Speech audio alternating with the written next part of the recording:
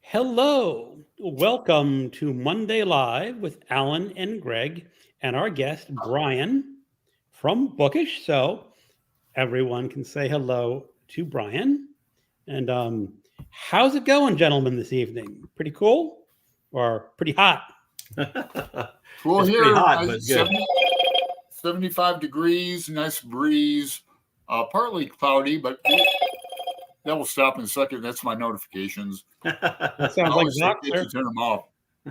It's nice weather here, but not for you guys, huh? No, it's hot. It's hot. Yeah. As long as you stay inside here, you're fine. But if you go outside, it's awfully hot. So Yeah, I was about to say, Alan, it does not get to 75 degrees even in the middle of the night Oh, in Lord. Virginia right now. us either. Yeah. Ooh-wee. Yep. Yeah, well, I did my time in Arizona, so I did like 20 plus years there, and it did something to my brain pan. You know, it's too hot, you don't even want to go to your mailbox. Yep. It just, Yeah. It definitely cuts down on my outdoor exercising. So yeah, well, I Yeah. dressed up tonight. I almost wore the shirt here for you, Brian. Let's see if I can, because like you, it's vintage. So and this is from '78. It's like moth eaten, but I That's pretty I good. lose so many clothes and shit, but I still have this from '78, and you might like this too. I dug out. I saw this guy twice. Once in Toledo, Ohio, and once in oh, Cleveland. Stevie Ray. Yeah. Yeah, this Yeah. is. I tore the shirt apart because I had it behind glass with this Yeah. obituary from Rolling Stone. Hmm. When I was in college, there was a little bar in the college town where I lived, which was a small town. And Stevie Ray Vaughan had played there, but he had just kind of blown up and gotten big right about the time I went to college. So, yeah, he didn't come back there. Damn, like the mid '80s, huh? Yeah. Yeah, It was. I started college in '85, and Oh. I think that Texas Flood album probably is about '85. So, Right. Now, I think I'm the oldest gentleman in the room. I'm going to be 61 in December. yeah, you're older than me. I just turned 57. Yeah. Yep. But you're always talking about being old. I'm turning 60 in October. So Break out the Geritol or something. the. Now, who You have remembers to be Geritol? our age to know what Geritol is. Yeah, that was like vitamins for old people, right? Something like Right. that. Let's say hello to the people in the chat room. Hey, oh, that's Gareth is here, but he's Yeah. he actually had the Pat's here first then, one. too. Hello, Gareth. Hey, Gary. Hello, Pat. People saying hi to each other. Oh, Gareth, I've literally just filmed a response video to Brian did on why we read.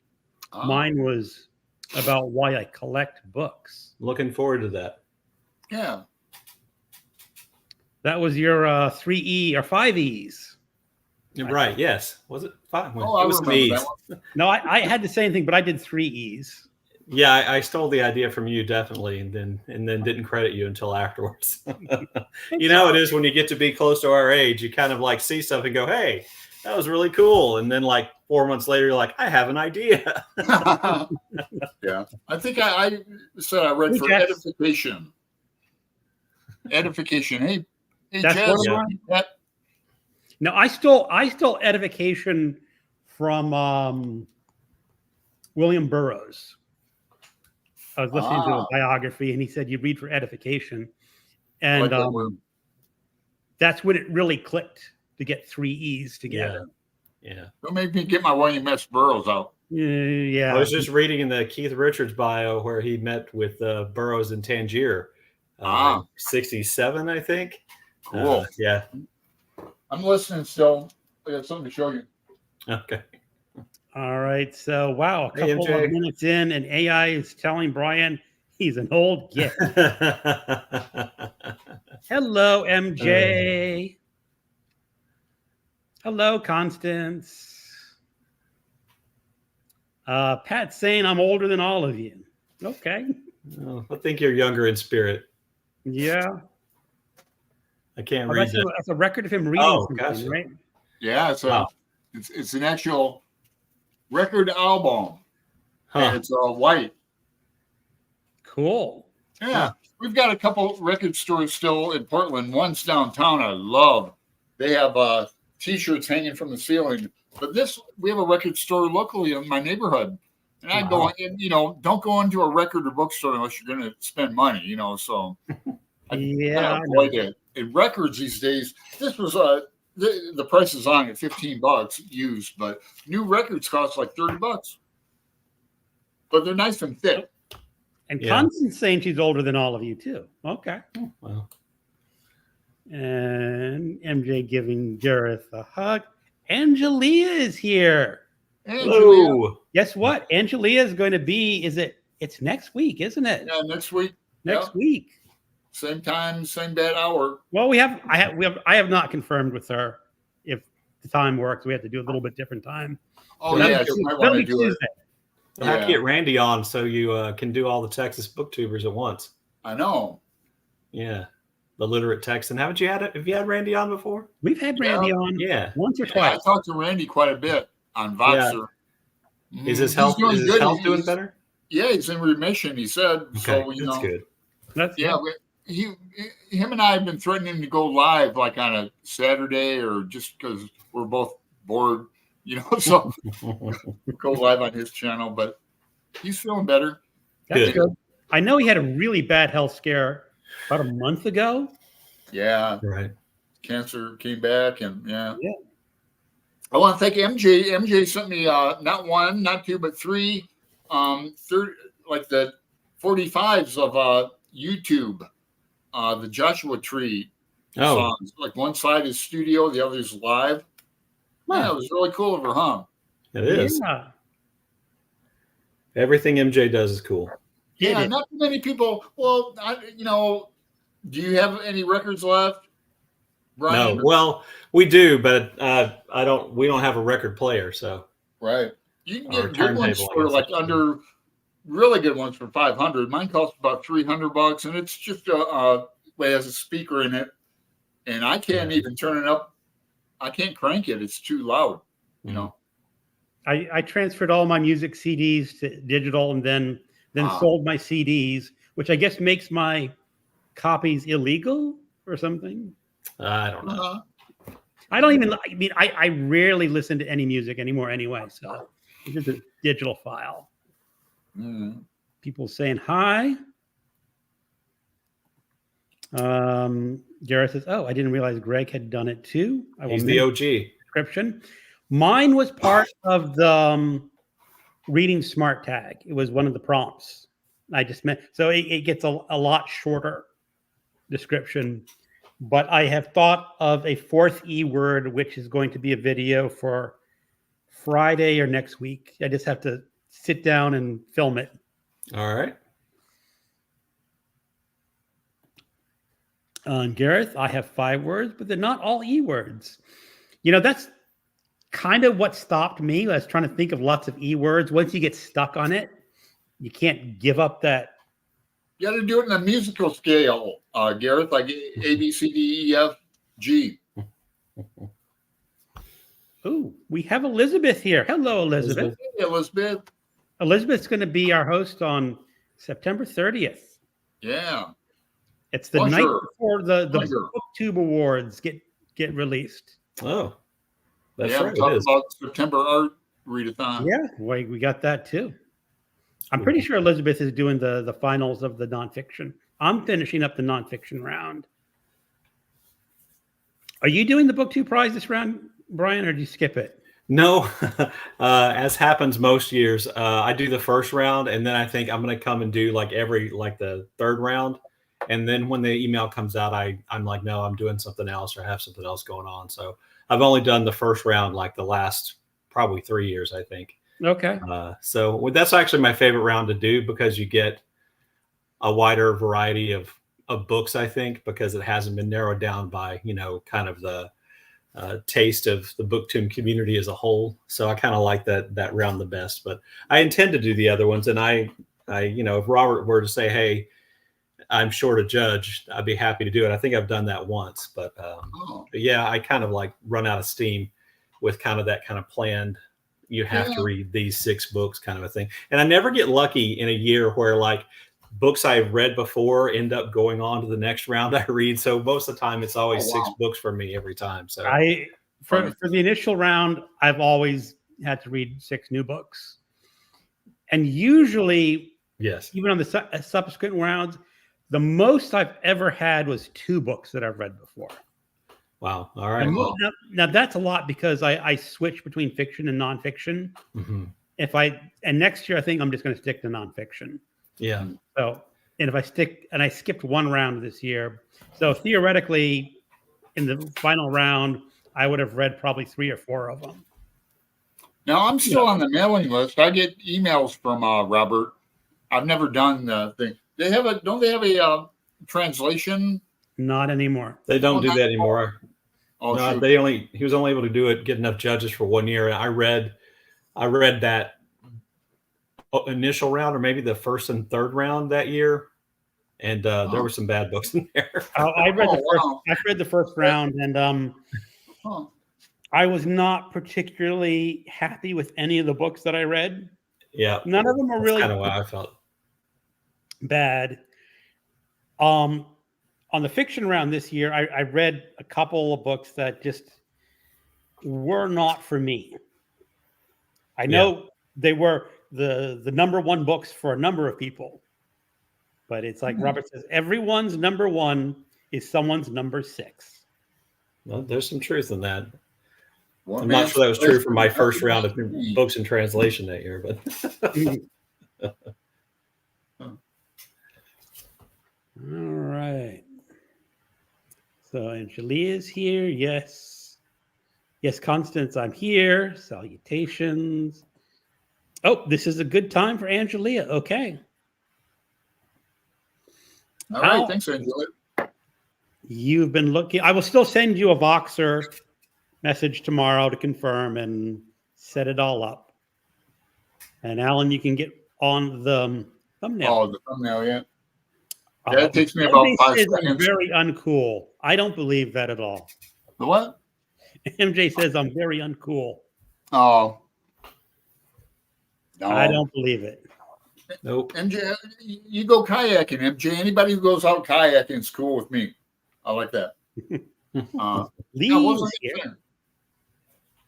Damn it. Phew, finally here. Oh, Let's yeah, the thumbnail. The Right. thumbnails I make, they take me about 5 seconds. I'll have to get on that. Oh, Angelia got a new turntable from Best Buy. They had a Oh. selection. Excellent. Yeah, Angelia, I already asked her some of her videos. She's got a guitar on the wall. That's her husband's. She doesn't. I think it's a Gibson 355, Hmm. like semi hollow body. But MJ says everything she does is magic. Singing. yeah. I'm not going to do it myself. I'll just repeat it. I'll just read it. Lee saying hi. If I did, Al did 5 words of the music theme, it would be E G B D F. Okay, I'm not a musician. I know Every good that's boy probably does fine. scale. But it might mean something more to a musician than it does to Yeah, me. it's like FACE. Every good boy does fine. The lines and the Yeah. All right. So MJ saying everyone hit the like button. That would be grand. I talk a bit of music theory in the latest Garbogast vlog. Ooh. Wow. Um, that's exciting for everyone. Music theory. Even the musicians hate music theory. but hey, No, everyone, I'll watch it for sure. Jess, I like hit the back. Oh, here's Jess saying, "What are you reading?" And you know I was getting to that in just a minute. Let's Just finish has a vlog I want to see too. She put out a vlog, I think yesterday or this morning, about a big bookathon, book sale. She puts out really good vlogs, I think. Just Yes, so MJ just finished a Panther Shifter romance. I need something more literary now. Okay, Panthers. And putting on the last bit of As I Lay Dying down to say hello. Love Faulkner in August. Oh, I have to admit, I couldn't read Faulkner this year. oh, yeah, that's all right. And just I read a chapter. I go, what else can I do? And so I'm just saying, it's a failure this year. That's okay. Oh, yeah, that's all right, Grace. It happens. Yeah, I'm not going to give you any shite about it. But thanks, Belinda. Belinda's is a commenter extraordinaire on the Box group, and she's been all right. This isn't her first Faulkner in August either. So yeah, thanks. So Gareth says Taylor. I probably did Taylor Swift parody. And it was actually a bit of an anti-feminist rant. Oh. Now, I have to admit that if you played a Taylor Swift song, I would not be able to recognize it. Me neither. No shade on Taylor. I'm just too old. No shade on Taylor. I mean, if I was younger, I'd be at those the trading bracelets. I'd be at the trading bracelets with them. Mm-hmm. Know that. So Elizabeth says there's one book from my first round of the Book 2 prize that made it to the final. So I have 5 books to read. I'm about halfway through. Oh, that's good. 0.5 books. I've actually just started on my last book this evening. Oh, that's good on both of you. You guys are both. I have been hitting it hard to get that thing done. Thanks, Alan. Kayaking. Every good boy does fine. Yes, those are the lines on a music staff. The music. That's how I knew. Okay. That's how I knew that I was not didn't have a future playing the piano. That every good boy does fine thing. I did not do fine in piano, and there's a reason for that. I got a brand new piano right there. I'm trying to learn. So Lee says, I really like your open letter to Neil Gaiman. I completely agree with you. Yeah, that was good, Gareth. It was. It was. Actually, Alan and I and Shannon are probably going to do when Shannon's on in October, or she's September? October. Yeah, October 14th. We're going to do like cancel culture. Yeah, we're going to do cancel culture. Shannon and I, Buddy, read a bunch of Alice Munro, and we've all heard the news about that. And then, I was a big Woody Allen fan back in the day. And then there's John Cheever. I love his novel Faulkner, that prison novel. I have that, and his short stories. Yeah, Cheever. And who else? Several people have canceled. Philip Roth. Oh yeah, yep. Actually, one of the things I want to do for that is actually finally read the Philip Roth biography by who was it? Blake someone? Yeah, it's Blake something. And he got accused, and they basically canceled his biography, and it really probably was going to win the Pulitzer Prize. Now I'm ignorant about. And the thing is, not a peep of that afterwards. I looked it up last night. I can't find any news article about what happened after he was accused. What was he accused of? Sexual misconduct. Oh, yeah. I read Goodbye Columbus. Can't remember anything about it, but. All right. Let's say hi to Randy, because Randy is here. Hello, Randy. We're just talking about you, Randy. Hey, man.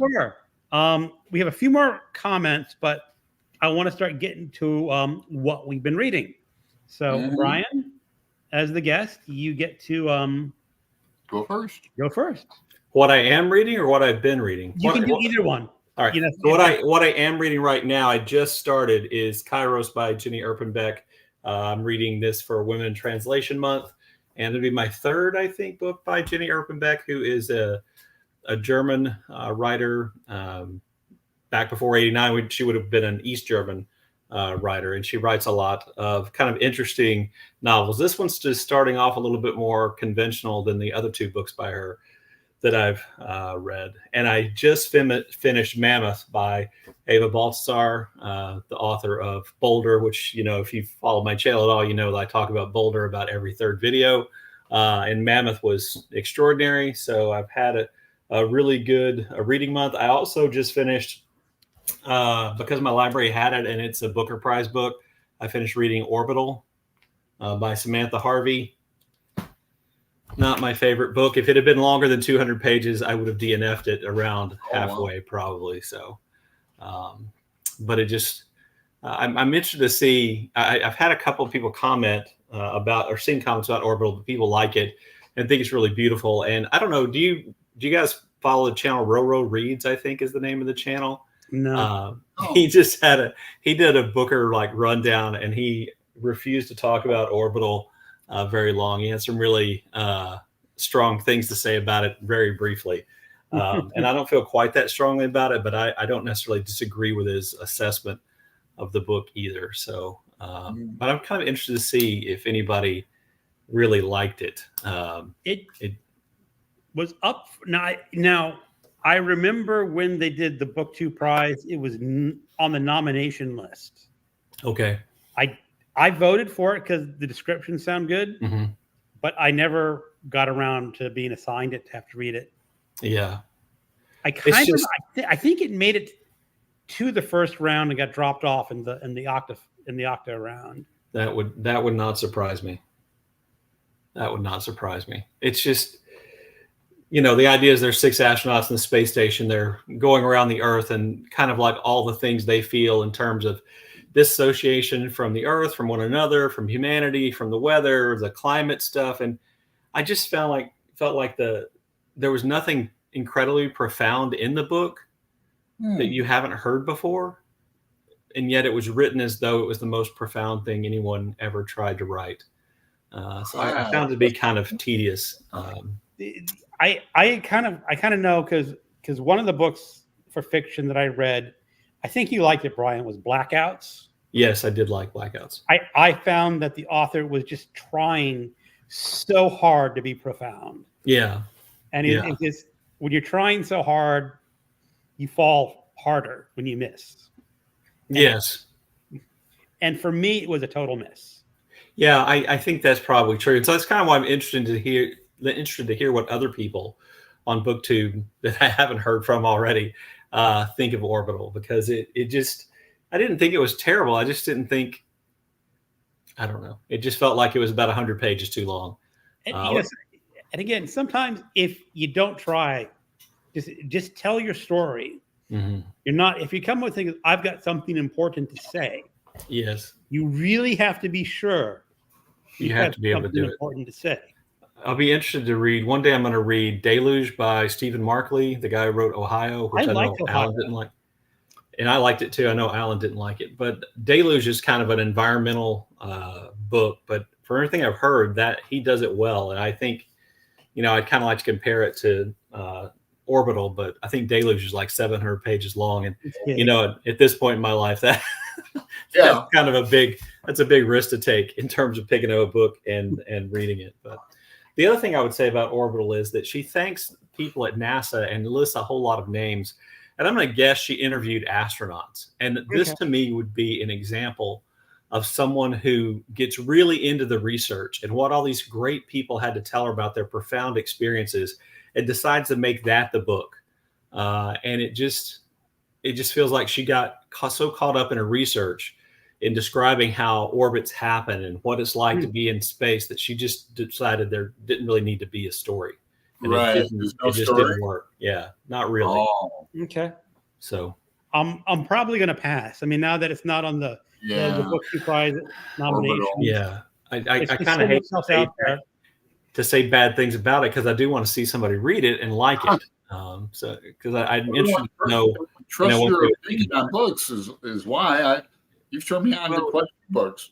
Yeah, but this would just anyway. It's only 200 pages, so you're not investing a whole lot of time in reading it. And if you get to page 100, you know what's going on, what the book is by that time easily.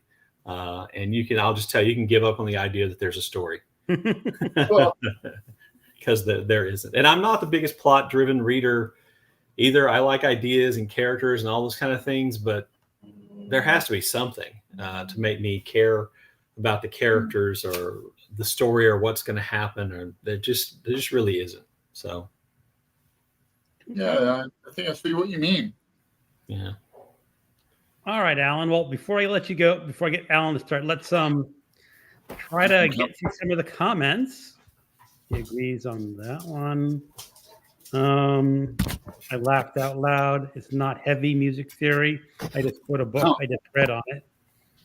Cool. Jess, I'm almost done with reading Colleen Hoover's It Starts With Us.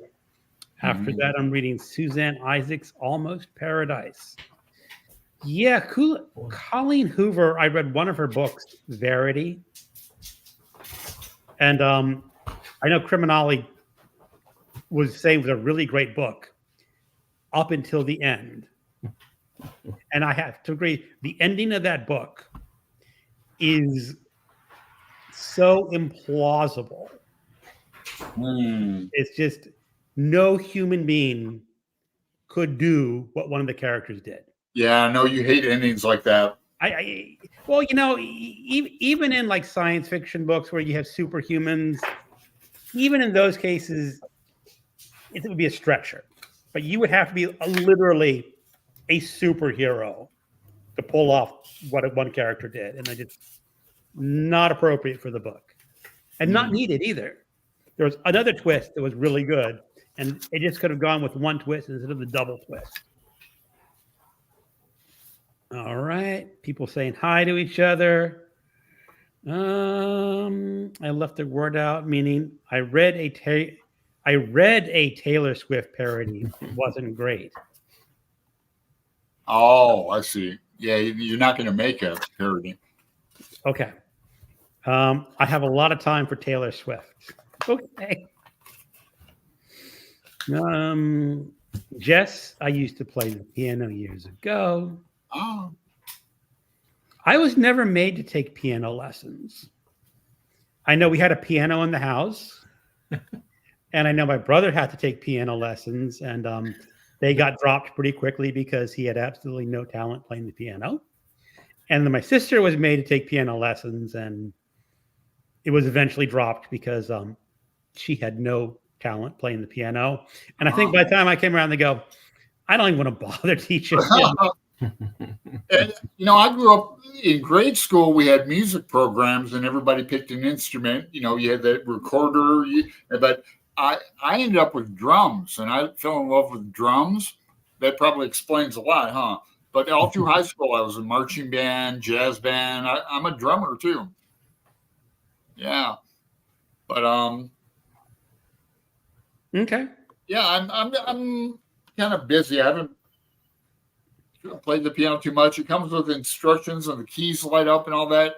It's kind of corny though, but so I'm going on YouTube and just learning like starting out with blues, 3 chords, and go from there. See what happens. With this pinky, I have to improvise with a pinky, broken pinky. Okay. But I'm finally getting around to reading James. Well, what do you think? I'm loving it. I mean, we're talking in August. It's like, and I love Adventures of Huckleberry Finn. So we're back down the Mississippi. Yeah, I'm really liking it. I get a kick out of, well, I don't want to spoil it for people. Everybody's read it. It's kind of like, don't want to spoil King Lear, but so I'm really enjoying that. That's good. And finally finishes a reread for me, Unburied Sing, this along with Faulkner and August group. Hannah sent me a message. She said, I'm going to have to videotape the DNC. She's... Yeah, I saw that, yeah. So, yeah. But what else? I forgot we were up against the Democrats tonight, so. I know it doesn't start till 7:00 here. No. So, I don't know. I mean, honestly, I don't care about their convention. I never watch those. You'll get the highlights in the morning, and that'll be fine. Yep. True. I have it on the background either. No. I'm doing a lot of painting right now, but when I like college football, and I'm getting into NFL because I'm watching a friend of mine in Washington's get me into Seahawks. So, but I always have a book in front of me. It's not like I'm glued to the TV watching, wow, when I'm watching football. But anyway, I'm getting kind kind of lazy making my way through this. I haven't even read all my friends' stories yet. I've read Gareth's Itch. I think I mentioned that before. I read Gareth and MJ's. I thought they were both great. They both did exactly what I think they set out to do. They were entertaining, and Gareth's was really creepy. Yeah. And MJ's I thought was funny. I thought MJ's was really rather inventive. Yes. I haven't read it yet, but I actually was going to send her a AI illustration of her story, but you know. And Alan, your piece of artwork is nice too. I'm sorry, Brian. I said your artwork in there is really good too. Oh yeah, thanks, man. You're welcome. But you should do that, Greg. Send her AI. And then Shannon has a story in there, and then Jim does too. Jim read his. I have to re-listen to it though, because I listened to it while I was laying down, and I do that a lot with audiobooks. You know, wake up and go, damn, I missed like that.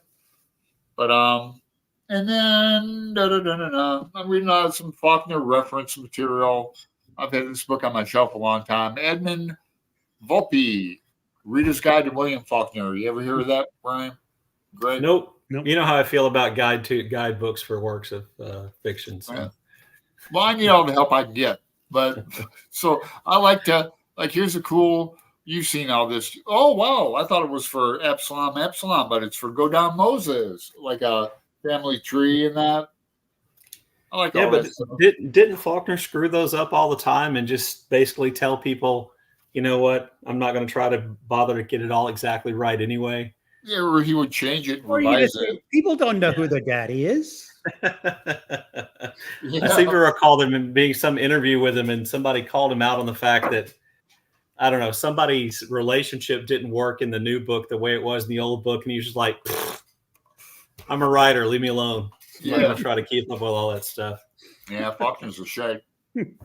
Oh, yeah, and then I have one more book I want to recommend to Brian, particularly. It was up for the Grizzle Award, and then it won it back in 2020, and that's the Book Hog.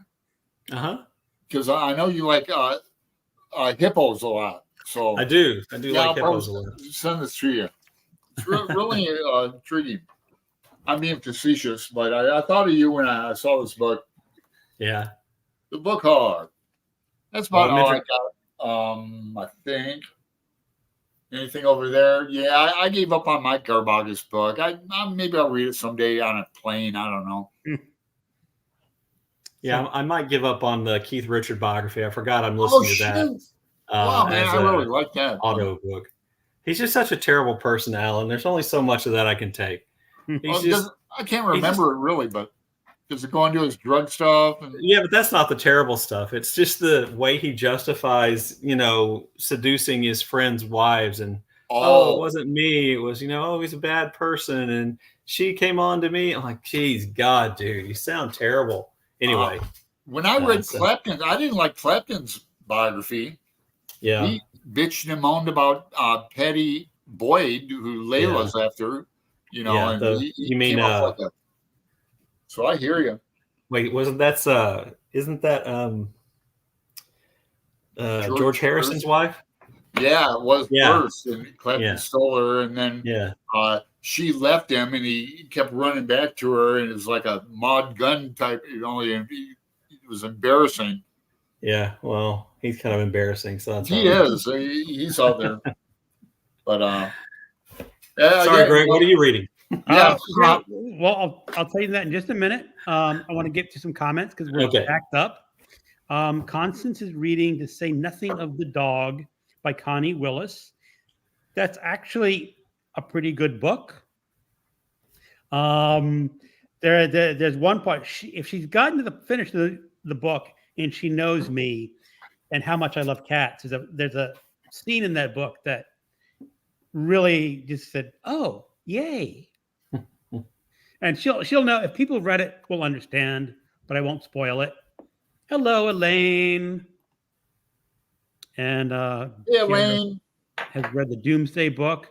I read her follow-up books, Blackouts, not the one recent, and something about World War II. time travel. It was really good. And she had a really good scene about the evacuation of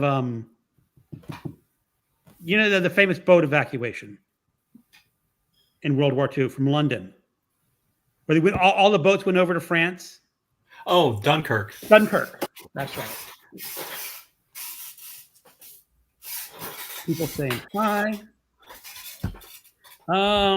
Gareth says even a 200-page book takes me 3 days.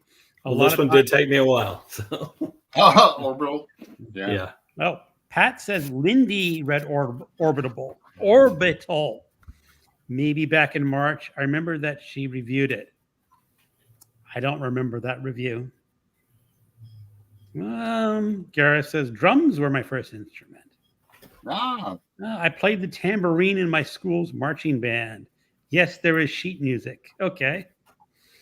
Diane, hello. Diane Randy. I'm reading a time travel novel called If I Never Get Back by Daryl Brock. The main character travels to 1869 and plays baseball with the Cincinnati Red Sox. It's really good so far. Is Cool, that Randy. Randy, isn't that the story where someone invented what is it when you bunt?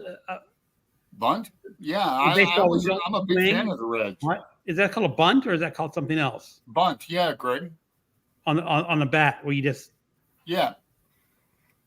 Though I was a big fan of the Reds back in the day, like Johnny Bench catcher, Tony Perez first base, Charlie Hustle, Pete Rose, who Hannah. Should be in the Hall of Fame, in my opinion. I know Brian probably's got an opinion about that. He's a big Astros fan. I definitely have an opinion. Okay. People saying hi to each other. We have Pulp Fiction. Hi. Can anyone suggest some fiction with a rock and roll theme, preferably from the 60s or 70s? That's not my... I have a book that I just got off the shelf that I didn't really like, but it fits what you're talking about. And that's Utopia Avenue by David Mitchell. It is about a rock and roll band that comes into existence in the 60s, and essentially, if somebody was a rock and roll musician or producer in the 60s, late 60s, maybe early 70s, they have a cameo in the book. So I found that to be kind of tedious after a while, but I if that's your thing, you might find it entertaining. And David Mitchell's a pretty good writer. I just didn't think this was a particularly good book. So that was the one I thought of for that. I'm trying to queue up here in my Kindle I'm With the Band by Pamela. Also likes cats. Lee, if you have a moment, check out Catland by Hughes, about cats worth your time and look. Okay. Cats are okay, says Elaine, says the lady with 3. Garrett says Pulp Fiction. If you can find it, Harlan Ellison's Spider Kiss. A rock and roll book. I used to like Harlan Ellison a lot. I used to read his short story books. Mass market paperback in high school. I used to have them all. And then, they've gone, and now they're worth like $80-$90 a piece. Oh man. And I'm going like, darn, I should have held on to them. Well, I wanted to mention this book to Pulp Fiction, I'm With the Band, because you mentioned it earlier, like last week, Greg. It was a big bestseller back in the day. Yeah. About the groupie. Pamela Barnes, right? Right. Yeah, I've got it on Kindle, but I'll get to it someday. It's like my night, like I said, my night reading. I've got a little light that goes, it's timed, and I get my 15-20 minutes sleep and I'm back up. Anyway. All right. So for what I've been reading, I'm still doing my Garbagist. I've read The Gunsmith. Yeah, you like those? Bullets and Ballots. It's a naughty Western. It's really just a Western book where the cowboy gets laid a lot. And what's really kind of I found out is that there are 480 books in the series, and they were all written by the same author. Wow. Usually they're different authors. Usually it's a house name with dozens of authors after that long. But this guy has written them all. I looked it up on Wikipedia. In 1984, he wrote and published 24 books. I think he's one of those people who can write as fast as he can type. Yeah. Now, anyone who's ever worked in a bookstore, which is few of us, I don't know about Brian, but there's people who collect those and come in and say, "Hey, you got number 188?" Yeah, I've been looking for 188 through 189 for like the last 5 years and stuff like that. I never worked in a bookstore. The older ones are hard to find. The newer ones are pretty much a dime a dozen. Mm-hmm. But this is not anywhere near great literature. No. This one is a little more fun. I just picked this is Dead City by Shane Stevens, written in the 70s. It's basically a mafia story. Of a mafia hitman who's been downgraded to just being a mafia thug, and he's kind of disappointed. Oh, I like Mario Puzo's books. I've read 2-3 of those. But I don't know. It's mafia books are good. It's pretty I know Criminalium really loves this book. And I've been listening to my BookTube Prize nonfiction all month. So I've gotten through, I finished 3 and I'm working on the 4th. And I've pretty much got my order selected, except I'm not positive where this last book's going to fit. So we'll have to see. It's fun though. I usually there is a surprise every year of a book that I thought I wouldn't like, but I turned out to really like it. There have been no surprises this year. It's all been pretty much what I thought they would be. Well, I don't know if that's good or bad. I mean, do you like surprises? I kind of like surprises, because you go into a book that, okay, I'm going to have to read this and judge it. And you go, wow, actually a really good book. And I didn't think I would like that one. The one that hit me a few years ago was the Little Devil in America,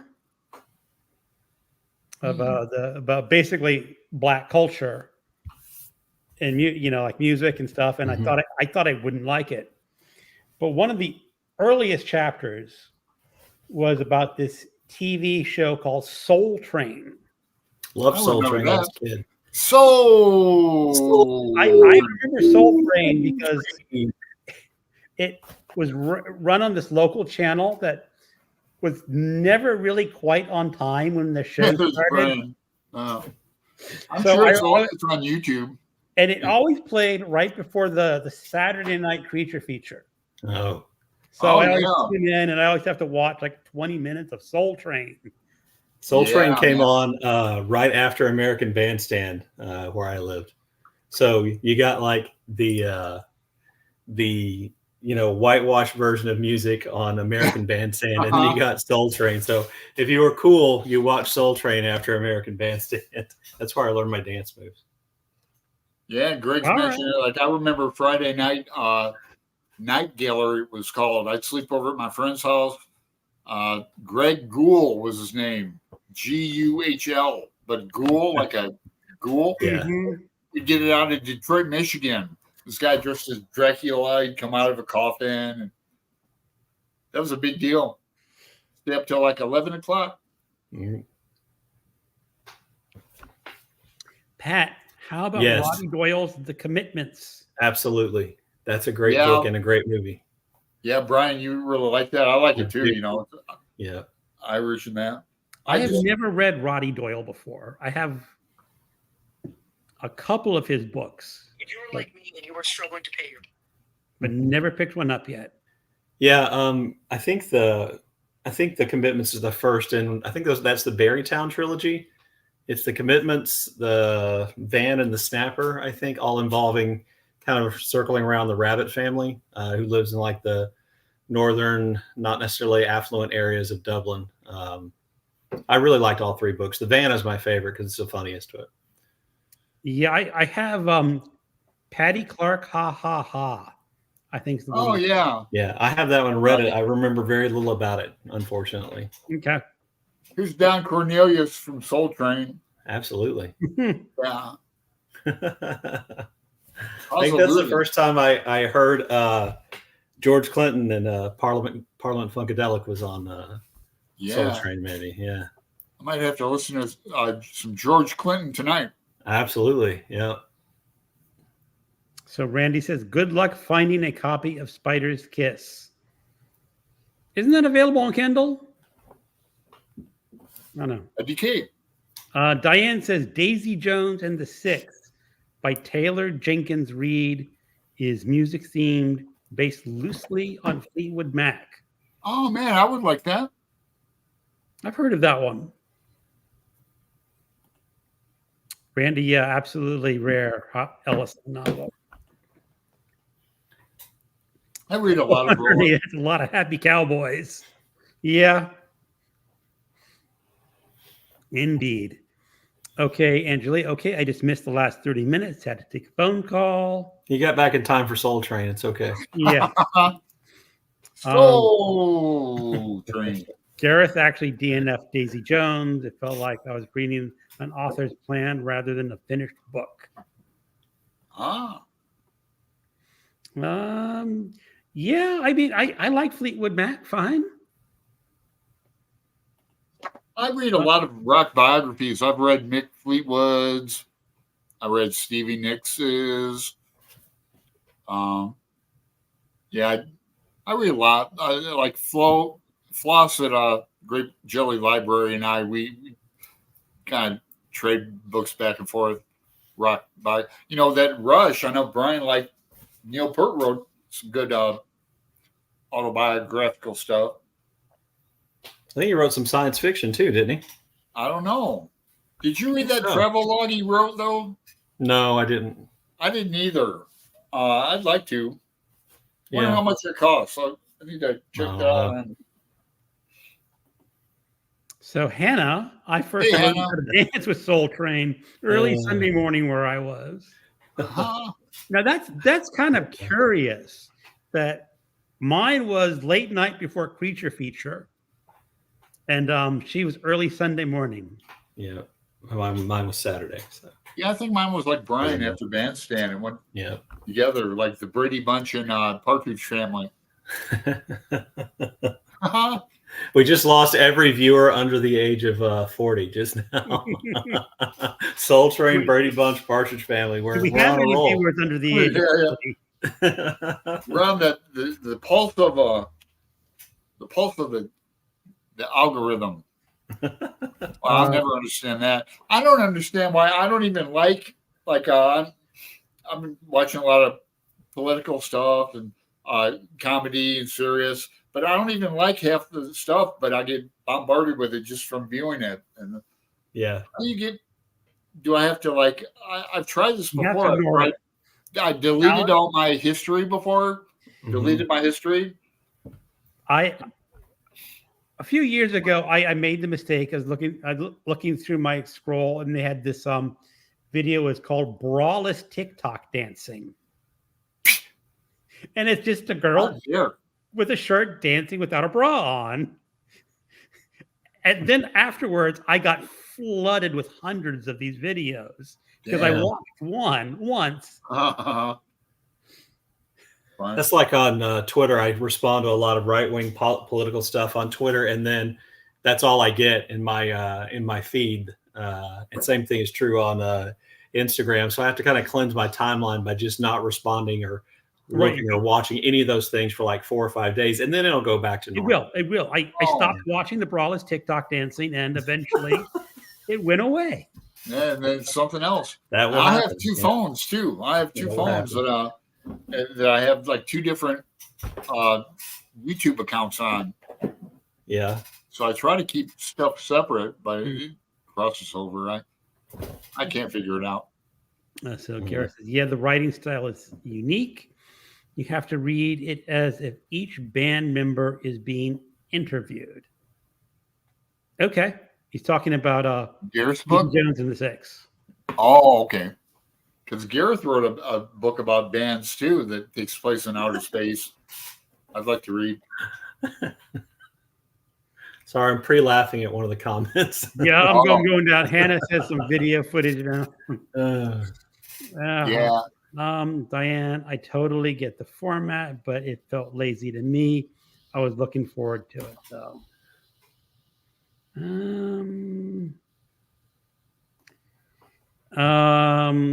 Means I think you like it. Randy liked Daisy Jones. Alan, I really liked your response video on politics, by the way. Oh, well, thanks. Yeah. Thanks, Bendis. I don't think the algorithm likes it when I do stuff like that, because ever since then I put mine up. It's like my other videos have been getting like half the number of views.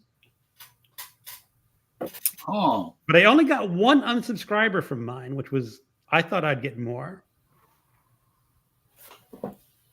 I haven't checked on mine. I think by now probably people know not to be on my channel if they don't like what my political stuff. So yeah. So Constance, Hannah, me too. I still hear the great theme music. Wasn't Dick Clark just before Soul Train? Yeah, well, Brian and I got our stuff. I was in Toledo, Ohio back then when I was a wee lad. Mine was on a Houston channel. I lost 1 subscriber from my latest political video. So wow, that's not anything, Brian. I know. I lost more subscribers than that, I think, by saying I didn't like a book. Yeah. Oh, I thought my science fiction wrap up, I said I didn't like Game of Thrones. And I think I probably lost 8 or 9 subscribers from that one. Really? Wow. I took a little hit there for a while. I remember when I did my one on the best books of the year and worst books of the year, I lost 6 subscribers. Yeah. And I don't know what I said that was so horrible.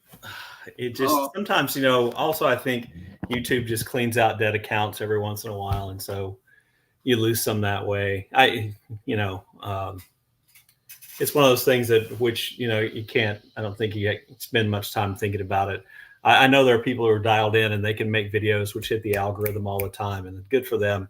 I don't want to think about it that hard. So yeah, I'm still figuring out hashtags. Yeah, I never do that right.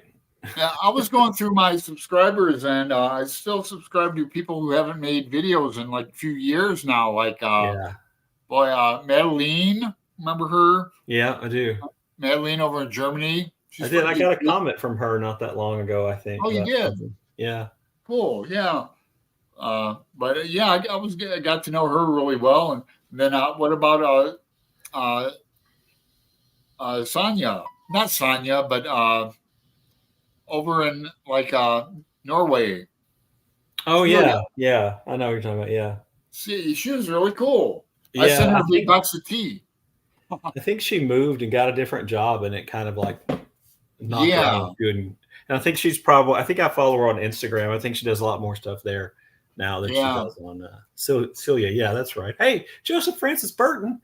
Wow. Oh yeah, we're talking about people we haven't heard from in a while. Hold on. I want to get. I'm sorry, Greg. I'm trying to get some comments.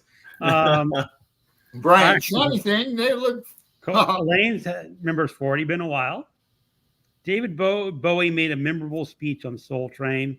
I think he sang Golden Years. I didn't see that one. Surely it's on YouTube. I'll have to look it up. Yeah. Gareth likes me talking about the TikTok videos. Look it up, Gareth. You'll find some. No, don't. You'll just get a whole bunch of that kind of video. Alan, you have to religiously choose not interested on your YouTube. Oh. It eventually helps. Oh, I see. Well, thanks. Brian, this is Hannah. When I heard that the DNC had special arrangements for content creators, and all I can think of is how cool it would have been to have you there. Oh man, yeah, be like a delegate. I don't think you're a big enough content creator to I don't get their either. attention. I would have had a lot more fun at the RNC when I think.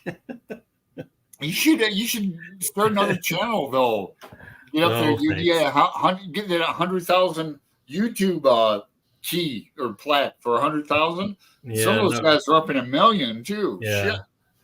No, thanks. I'm not. I don't want to track that. Well, if I could, I wouldn't want to track that big of an audience on political issues. That Palestine video I made pretty much did me in for a while. So. Yeah, they watch all Trump's speeches and they got to clip them and comment, clip them. And... I have to mention this. I don't know if it's true. I saw a video earlier tonight, one of the political channels, and the commenter, I think it was Midas Touch. Yeah, I'll watch it. And they said, we have not confirmed that this is true yet. It could be a hoax. But you know how after Trump been shot, people were wearing an ear bandage. Yeah. And they had reported that people wearing diapers. Right. After they heard that Trump was on the continent. Yeah, in court, yeah. Apparently, and again, they said it has not been confirmed, you can buy sperm collection cups with JD. Oh, I've heard that. Yeah, I saw that. I heard it too. I saw it on Reddit though. So I'm saying that can't be true. That has to be a hoax. Crazy. Yeah, the funniest thing I bought was for my dad. He's not voting for Trump. Even my conservative Christian Republican 82-year-old dad isn't voting for Trump. And him and his girlfriend neither. But back in 2016, I was in Toledo, Ohio, and I bought him a Ted Nugent t-shirt, Ted Nugent for vice president t-shirt. So that I'll end up with it someday. I'll make it into a dartboard. That's another guy I boycott is Nugent. Yeah. I used to have his autographed picture as a kid. I will look for the Bowie appearance. Ingrid, I got my I'm with the band t-shirt. Husband thinks. Oh, MJ's t-shirts, yeah. Oh, cool. Yeah, I have one of those. I'd like to get one. Just get it on Amazon. Yeah. They got lots of them. I'm aware of Garrett's book. I do want to read that too. Cool. Oh, Angelia, when you play the Game of Thrones, you play for subs. I've never read it. I'm sure I'd like it. Then I'd have to read all of them. And you know. I remember when the first book came out. That would have been right early mid 80s, not mid 80s, mid 90s. And I read it and I enjoyed it. And then I read the other three. And then he had this really long period of time when he wasn't publishing, like 10 years or so. Yeah. And by that time I had passed it by and I wasn't interested in going back and rereading them. And I never saw the TV series. Me neither. Me either. Elaine, I just bought book 1, Game of Thrones. We'll see how it goes. Didn't watch the whole series. As a fantasy book, the first one was fine. I liked it a lot. It's fine. It just wasn't something that I was interested in. There's nothing wrong with the book. It just wasn't for me. It's kind of how it was. I bet Elaine will like it a lot. That's what I bet on. Hey, Joseph Francis Burton is here. Hello. Celia, yeah. Or how do you? Yeah, see. I'm not sure how to pronounce that. Celia. She's really cool. Mm-hmm. Was that a channel? Creator, yeah, over in Norway, right? Yeah. She was really well read. She had a cat named Alberta. Greg, you would have liked her. Okay. Alberta. Yeah, she was a friend, and then I could name a few others too that just something, it's I'm a creature of habit too. I mean, I went through a painting, an art slump where I didn't draw or paint for a few months. It's kind of unusual. There's an art studio downstairs where I live. That's kind of why I got the place. But then same thing. I'm a creature of habit. So Gareth says your Palestine video was brilliant. Thank you. Constance Angelia Bowie is on YouTube with Golden Years and Fame, I think on Soul Train. I saved them to enjoy later. Yeah, I'm sure MJ knows. She's a big Bowie fan. I am too. I loved it. Once you get into the writing format, there's a TV series based off the book. It is so good too. LOL. It stars, I think she's talking about Game of Thrones. Oh. I think she's talking about Daisy Jones and the Six. Oh, Daisy Jones and the Six. I think so. Was that also a TV series? I think so. All right. So Hannah, whenever my son is home and using my YouTube account, my feed is suddenly filled with banjo music. He's a sound engineer and was asked to mix the RNC. He said no. Think of the sabotage. Think of the damage he could have done, though. My goodness. If I had done it, I would have had, when Trump comes out on the stage, played the Imperial March from Star Wars. He'd be fired, of course, but he'd be remembered. They don't actually help him. They played Titanic before one of his things, and then when he does that dance, he's oftentimes dancing to YMCA, which I just find to be incredibly ironic, given the anti-LGBTQ plus stance of many of his voters. That's the song he dances, his weird little dance to. Do they even realize that the song is about? They call him weird because they couldn't call him. They call him weird because they couldn't call him stupid. I'll call him stupid. Yeah. Shout out to Hannah's son. He's an MIT for like music sound and that. Mm-hmm. Yeah, man, I envy him. He's got a big career. Angela Constance. Yeah, now I need to watch those clips again. Diane, I like the song from the series. I'm going through these rather fast. Libero Silje is one of the best booktubers. She's been doing it for many years. Great person. Yeah. She was great. Loads and loads of people. I miss around here. Channels go dormant. Hobbies change for people. Life moves on. Or they just get jobs. Yeah. Remember Nettie. Exactly. Nettie in England. Got a new job. And I think she just got overwhelmed, and BookTube just had to take the hit. It's a good thing about being retired. I sent her a big box of tea too, and other things. And I was working at the time, so I didn't give a crap. It cost me like $70, and then after that, she disappeared. I said, "Well, what happened?" I sent her T-shirts because she sent me a bunch of stuff too. Yeah. But Jess has got to go. Bye, Jess. Bye, Jess. And she was great. She recently moved Brussels. I think to Brussels. Okay. Yeah. Well, Hannah says not MIT, but definitely a Boston kid. Oh, I'm sorry. I thought it was MIT. That's why I schedule ahead so I can get too busy to film. There are many, many good things about being retired, Brian. I love it. Indeed. Yes. It's the best thing. Yeah. Well, speaking of that, grandkids and then retirement. That was the best thing. We're sort of at the end of the comments for a while. So Brian, why don't you talk a little bit about your book that's coming out? Well, I'm afraid that the first thing I'll tell you, if you follow my channel or subscribe to my channel, near the end of September, get ready for another barrage of promotional material about the book.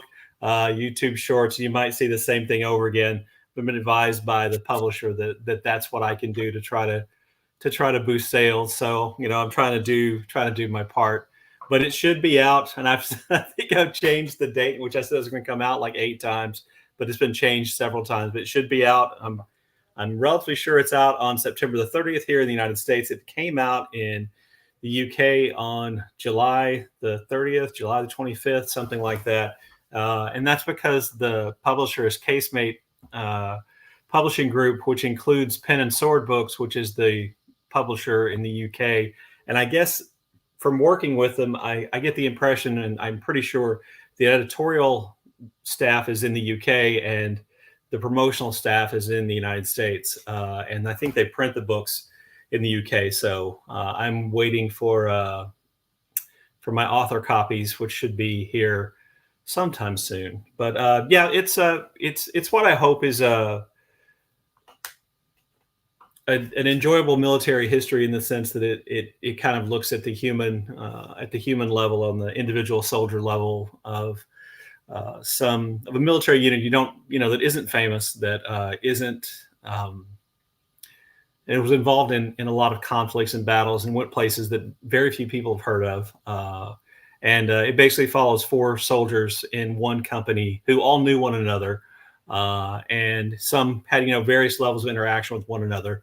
One who was wounded in New Guinea early on and went home before the invasion of the Philippines. My uncle was one of the soldiers, and he went home before they went to they were one of the units chosen to participate in the occupation of Japan after the atomic bombs were dropped. As a matter of fact, his regiment was stationed near Hiroshima, and he would have been there if they'd been there. And then 2 other soldiers, one who was older, who joined after their first combat experience, and one who had been in the Montana National Guard and served throughout World War II, even through the occupation, and was eventually promoted to an officer. But hopefully it spends enough time talking about military details for people who like military history, like this group went there, this is what they did, this is what they accomplished, but also talks about how the military decision-making and the decisions that were made and the battles were fought, how they affected those 4 individual soldiers.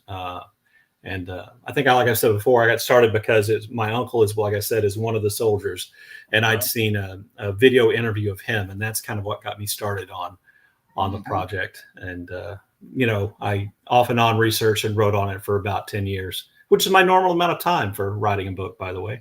I didn't know it was long. You spent that much time on it? Yeah, I went back and looked. I actually started writing what became the first draft like 2 months after I started my BookTube channel. I think the first video of me actually writing it is from 2019. Wow. So, but how many years of research? You said 10? Well, not hard, solid research. Like so I get discouraged easily sometimes for short periods of time. And so I go, well, at first I was just going to do my research. My uncle wrote a story about his life and his experience. Didn't know what I would do with it, but that's what I wanted to do, in part because he was my dad's favorite uncle and somebody my dad was really close to, and to kind of do it for my dad. And then I realized really quickly that was about a 30-page book.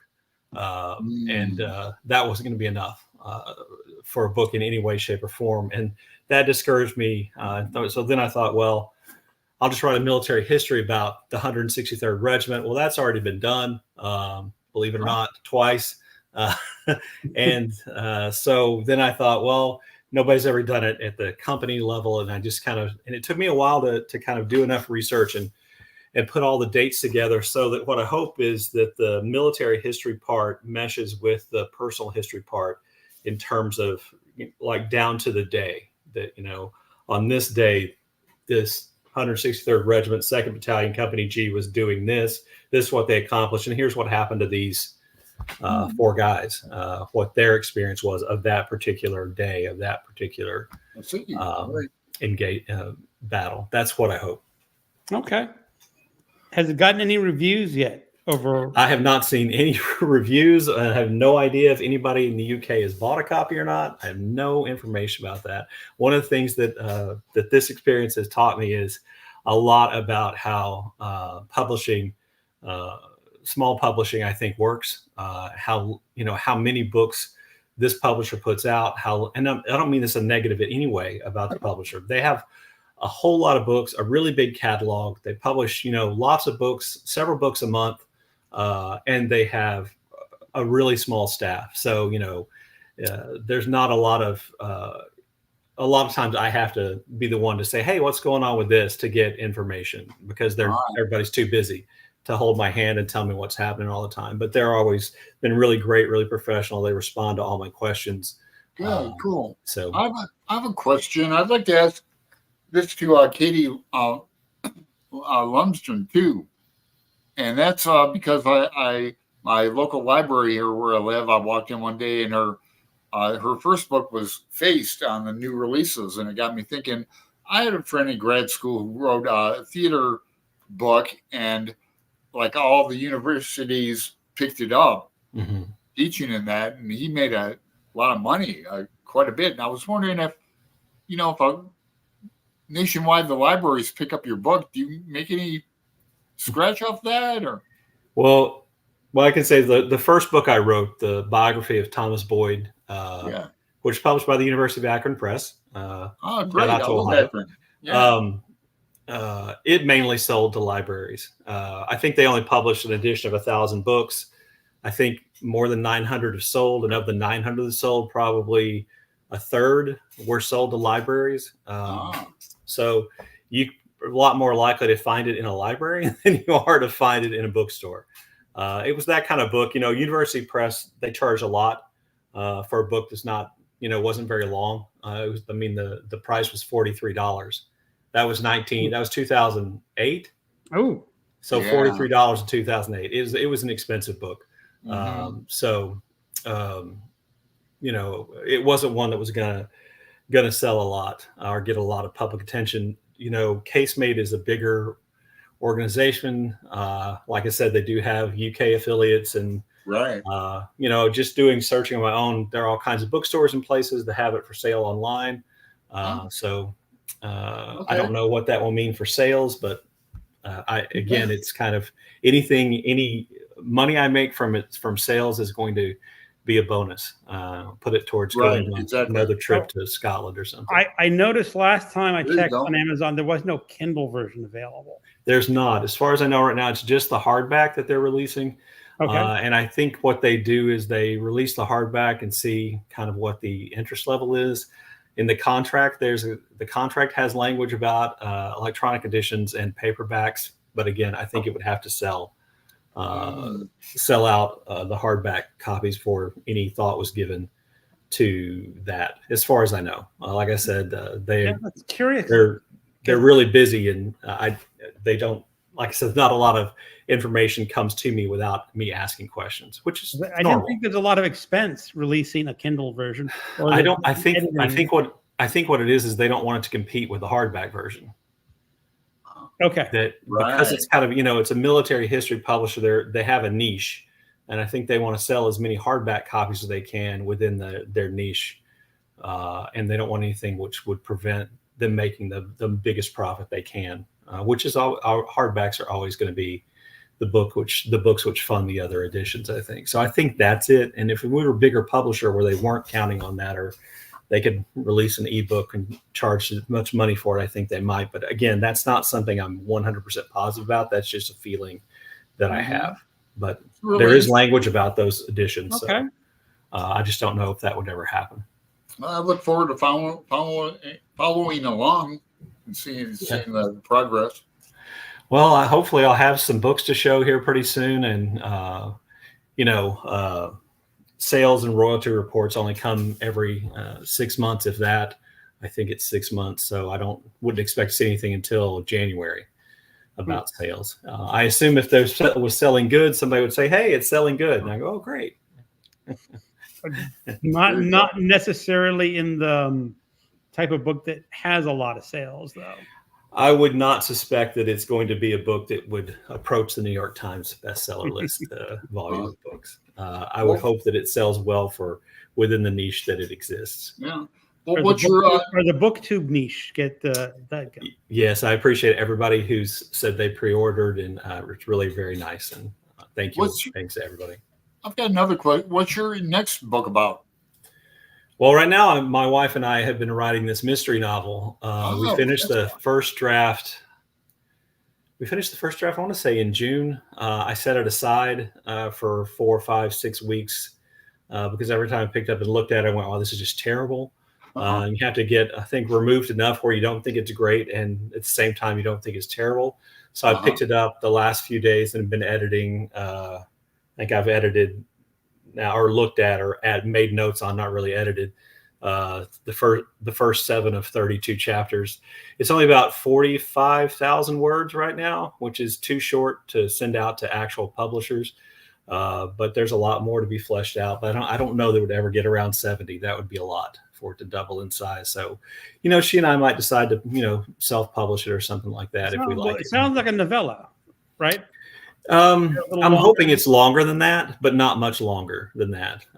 If I could hit 70,000 words, I think I'd call that successful. And I think you're probably going to end up being right, Greg. It's probably going to be close to 55,000. But you have to remember, guys like him who wrote mystery novels, this novel is like 150 pages long. Right. And he's like one of the most famous mystery novels, well, not mystery series of all time. Right. The mystery novels. I have a bunch of those. I bought one just the other day. My wife and I went shopping at the local mystery store, which only sells mysteries, called Murder by the Book in Houston. Is it the same? Every time I go in there, I buy one. So about 6 months ago, I saw a flood of these Penguin I remember talking about that. Yeah. Bookstores. Yeah. And I think the publisher must have unloaded them. Yeah. I don't know. I think they published a whole bunch thinking they would sell really well. I think they priced them too high because I think they sell for like $13 or $14 a piece. Oh, I didn't look at the price in the back of mine, but the used bookstore, I picked up one with $5, and then my library had a whole bunch where you could buy like 2 for $5. So this one was $15. Wow. And since it's an independent bookstore, I assume there's a little bit more of a markup because there's a price tag from the bookstore that covers where the price tag printed on the book would be. So I assume it sells for about $1 more there than it would like if you just bought it from Amazon or something like that. But I probably read, that's probably my 10th one. Because I really like reading mysteries. That's one of the reasons why my wife and I thought we should write a mystery novel, and we've been having a good time. So whenever we have to go on a trip, like we're going up to see my granddaughter, my daughter and son-in-law too, on Friday, we usually end up talking about the book, and she'll say something. We should do this. I go, oh, write that in your notes on your phone, so we have it. We don't forget it because we don't always remember everything that we wanted to do, but that's been fun. And I looked at it today and I felt a little bit better about it today. So. Okay. That's cool. Let's see what people have been saying in the chat room. I miss Rashmika more than anyone, but yeah, she also got a job. Yeah. I think I got a comment from her not that long ago too. Maybe it's Rashmika I was thinking of, and not Madeline. Anyway, I think she had a comment on one of my videos not long ago. It was really nice. Oh, Madeline. Yeah, excuse me my absence there, but after drinking like a pint and half a coffee, I have to make a 10-100. So that's what I do when I. So Hannah's pre-ordered. Thank you, Hannah. Pre-ordered. Thank you, Pat. Oh, excellent. Some Okie Dude. Hello. Hey.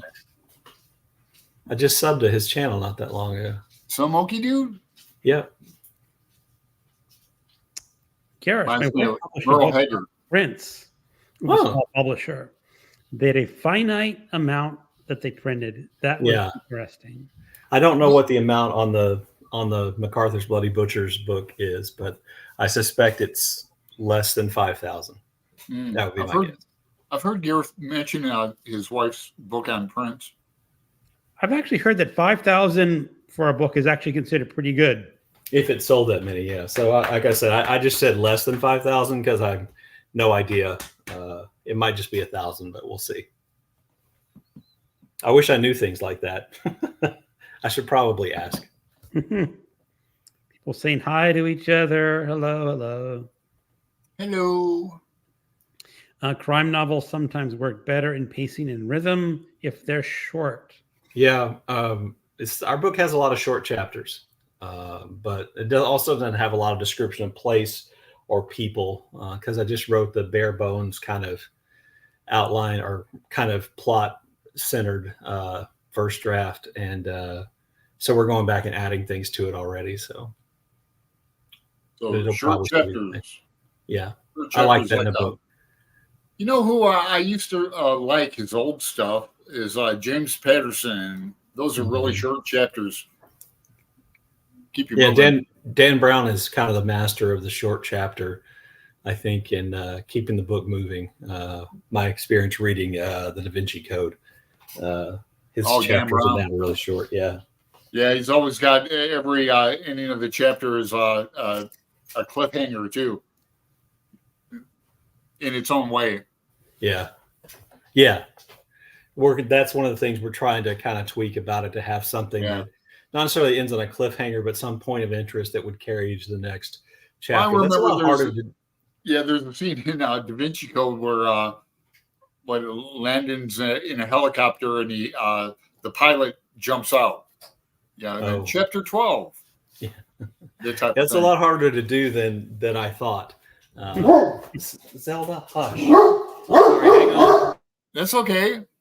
We like to hear Zelda. I don't mind Zelda talking. No. All right. Well, you guys got to go take care of Zelda. Yeah, I was sorry, kind of hesitant to bring up Ike, but how you doing about you missing Ike a lot? Or I think we're at that point where he's more of a fond memory than a painful one. Is kind of what I would say. Good. So, yeah, he was cool. Yeah.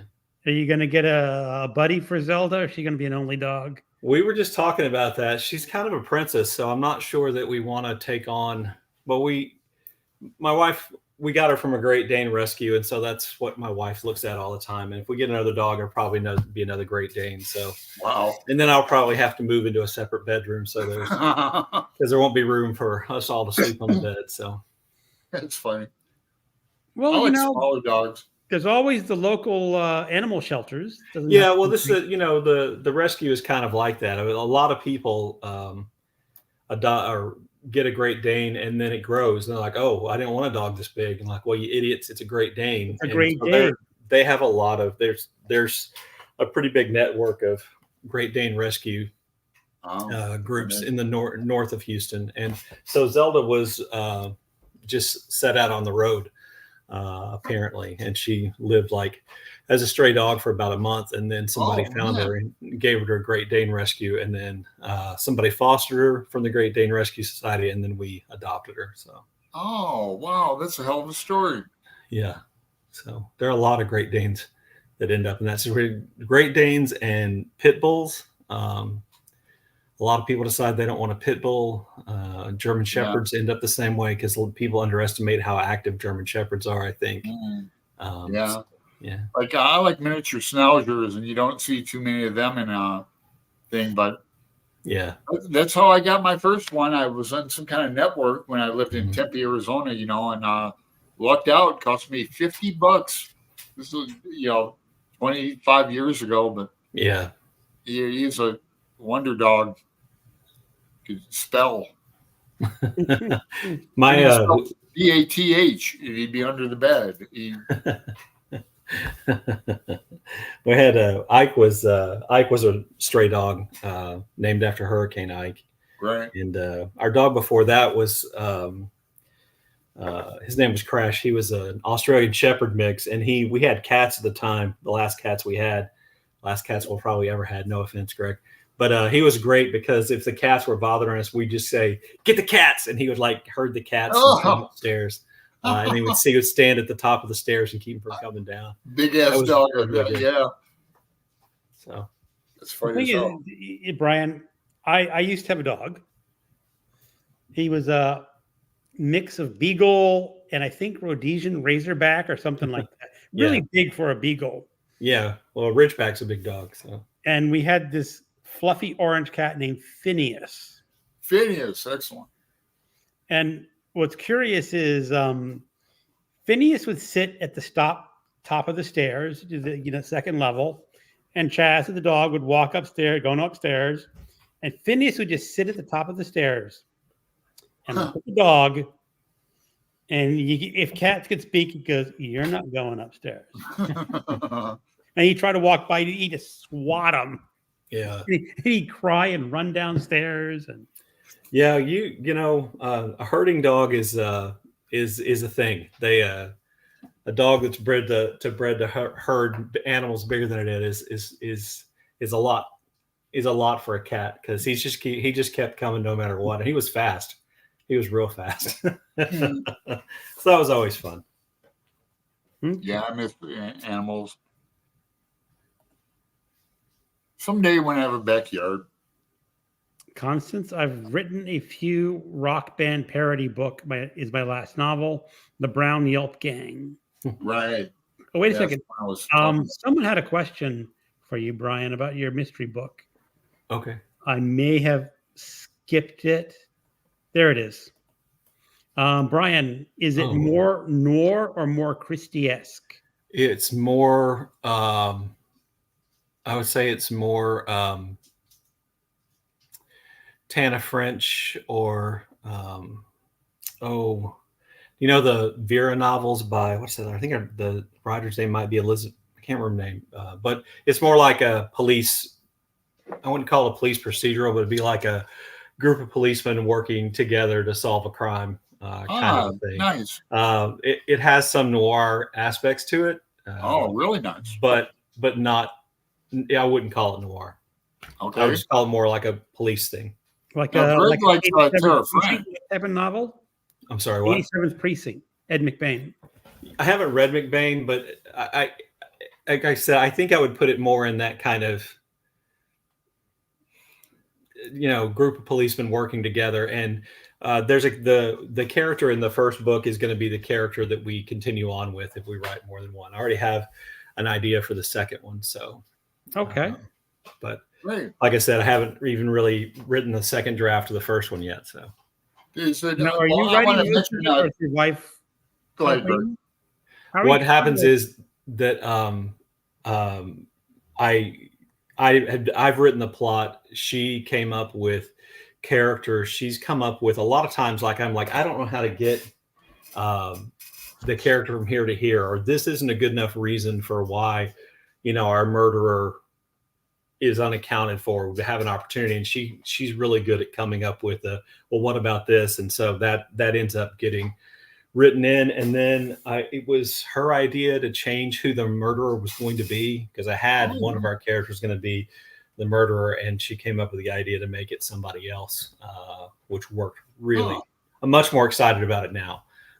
So that's kind of how it goes. But just in terms of the typing and the putting down the plot, break up the paragraphs, I've done that. So she's more like the idea person for characters and plot points, and I'm kind of like grounding out the basics of the plot and the setting.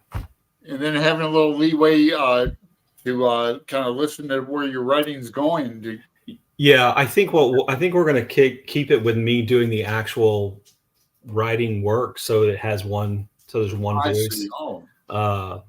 And then instead of like trying to actually have both of us write parts of it, I've read books like that, and to me they don't often.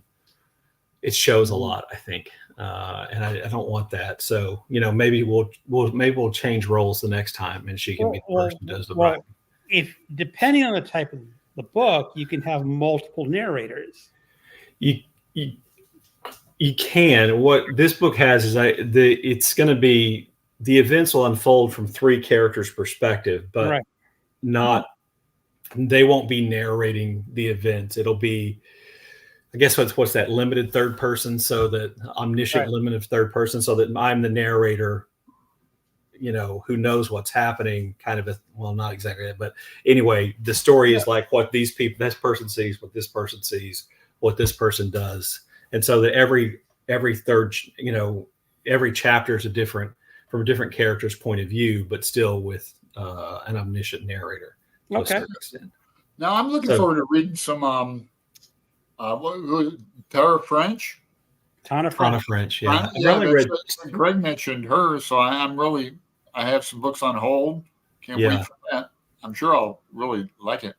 Yeah, they've been really hard for me to get from my library, and the physical books I've gotten have been used paperbacks, and the print's really small. So I read one on my Kindle that I bought, and then I listened to one as the second one as an audiobook, which I got from my library through the Libby app. So Yeah, I'm kind of all over the place with it. Well, But I have a physical copy of The Likeness around here somewhere. I didn't The read Likeness is my least favorite it. Really? of her books. Okay.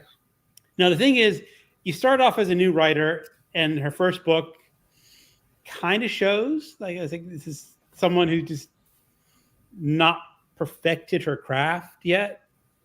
And the second one, I think, is what they call the sophomore slump. Uh-huh. But her third book, she got it. I think. All right. Well, now I got to. I think her third is her best. All right. Well, now I for sure have to get my hands on Like- that one. That's Fateful Place. All right. And I've seen it. I don't know. I mean, I'll just not recap the whole story, but Mhm. there is a first-person narrator who's gone back to an old neighborhood where he's discovered that his old girlfriend of 17 years ago was murdered and just found. So he's sort of, I mean, he's not the police investigator, but he's investigating, and Uh-huh. he's sitting in a pub with all of his old buddies. And because this is a mystery story, the reader knows that the murderer is at the table, I gotcha. right? All right. That does The sound good. narrator does not know Huh. the Huh. murderer is at the table. And you know the murderer is talking Yeah. about the motives for the murder. Huh. So, Yeah, I'm not that ambitious for structure or but no, but it's a really great structure because as a reader, right, but you it sounds know really what's hard to going pull on. off. You know there's more going on at this table. Yeah. And as I'm they're just getting hoping- drunker and drunker, you say, okay, who's confessing? Yeah, I just want to see if we can do a basic first. You know before we do any something, more for the complicated. first novel, that's what you have to do, I think. Yeah. Yeah. I'm gonna sticking to what we know. Right. Huh. Yeah.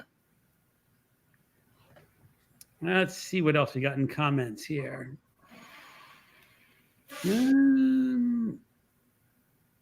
People come. Sounds fun. Deliberately crazy. I'll ask where to get Garrett's book, Amazon. Yeah. I need to check that out, but it was great. Have a great evening, everyone. Bye, Angela. I usually am. I think it's probably gone by now, but Yeah. Yeah. Long gone. So Garrett says we need to do a live stream with all the dog owners just to chat dogs. Okay, well, you know something? We need to do a cat live stream. What is it about you cat people? Dog people start talking about doing dog stuff. You got to bring up cats. Come on, man. Let us have the dog thing. That You just can have makes a me dog sad thing. because I don't have a dog I'm sorry. nor a cat. Yeah, I'm threatening to get a robotic dog. Or maybe MJ mentioned I don't know if she still has it, but that chat bot, she's got like a virtual boyfriend, calls her babe and keeps track of her schedule for her and stuff. And well, you better run it, babe. You got 50 minutes gone. Time to start writing, or Well, good night, Constance. Bye, Constance. Anne Cleves. Yeah. Okay. So I said the Vera books were written by Elizabeth Taylor, which is completely wrong. But I knew it was a famous woman's name. So it's Anne Cleves who wrote the Vera mystery series. I think she's still writing them. They're probably like, I don't know, 20 or 30 of them. It's one of my mom's favorite BBC mystery programs is our Vera mysteries. So it's kind of like that, where there's a police room where the policemen get together. They discuss clues. They have, clashing personalities. The Vera books, they're like 7 or 8 people. In mine, they're 4. So it's just set in a small East Texas town with a small police force, limited resources, limited intelligence, and some of the policemen. So. All right. So I love that you're writing it with your wife. A lovely thing to share. We've been having a great time. It does sound like fun. Now, Anita Locke, she writes in your neck of the woods, doesn't she? Attica Locke, yeah, it'll be set kind of similar to the area in which the first two books in the Darren Stevens, Detective Stevens. So yeah. Bluebird, and was it Heaven My Home? I think are the first two in that series. So it'd be set not exactly in the same place in East Texas, but close enough. So yeah, I think that's the only thing that they would share in common, but is a kind of location and mindset maybe of the local people. Mm-hmm.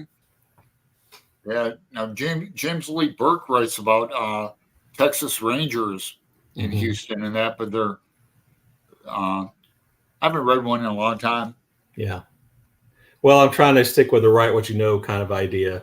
So I've set it in a place I know and a kind of mystery that I'm familiar with. So, but what I'm hoping is that the police officer will end up being the main character of the first book, we'll be able to kind of create several books around that person. That would be fun, I think. Yeah. Now I've only been through Houston one time on a Greyhound bus going to South Daytona. Yeah, but I spent like 4 hours there. It was like going into LA. I was going, wow, man, what the hell? Yeah, Houston's a nightmare. Really impressed. Well, I was impressed. We went to like the day I bought the Meg Ray novel. We went to a new independent bookstore, which was, I think it took us 35 minutes to get there, and then we went to Murder by the Book. It took us 20 minutes to get to that one, and then it took us 35 minutes to get home. So we drove for about 2 hours to go to 3 bookstores. Well, Brian, for me to get to DC would be with traffic hour and 20 minutes. That's why you take the train. Oh, yeah. The problem with the train is you got to get on the train and then get on the subway. And yeah, I would do it in a minute rather than driving. I got to be honest with you. If we had anything approximating that here, I would use it. I would use it. It's nothing. 35 minutes. Yeah. Yeah. I like that train going to DC. It goes through Quantico. And cool. You don't have to park, and I can drink and not worry about, a DUI or anything. And just, my favorite thing about being in the European country is the transportation. So the DC train's not like an Amtrak, though. They don't have like bar service. But I suppose no. Actually, Alan, the commuter train doesn't, but the Amtrak train has. Sure. Look here on the because I'm going to Philadelphia on Friday. Oh, you're going. There's a bookstore crawl. I'm going to meet up with some other booktubers. Oh, really? Yeah. Wow. I know why MJ will be there, right? MJ's going to be there. Hannah's going to be there. That'd be cool. And Scott's going to be there. Wonder if Flossie will be there. I didn't think she could make it. I think she was asked, but well, that'll be interesting. I hope you guys do some video. Yeah, I'm sure there's going to be a couple of videos featuring all of us coming in next week. Wow, excellent, man. That's really cool. I love meeting people in person.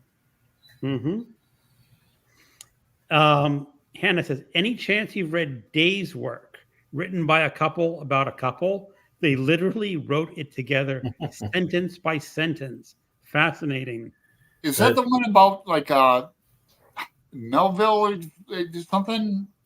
Am I losing it? I don't know. I've never read it. That sounds like a recipe for marital disaster to me. I would say that I would not try that with my wife. I might try writing it if she was up for it. Yeah. Let her be the actual writer, the pump out the stuff into the you'd be the idea man. I'd be the idea man. Yeah. I think that I don't know. I probably being maybe a little bit more of a jerk about writing. It's probably best that I make a fool of myself with the actual writing rather than nitpick what my wife does. I think that's probably better, so that she comes up with the ideas. She makes all the stuff tie together. She gives me all the information about a lot of good stuff about the characters, helps me work out the plot holes, Right.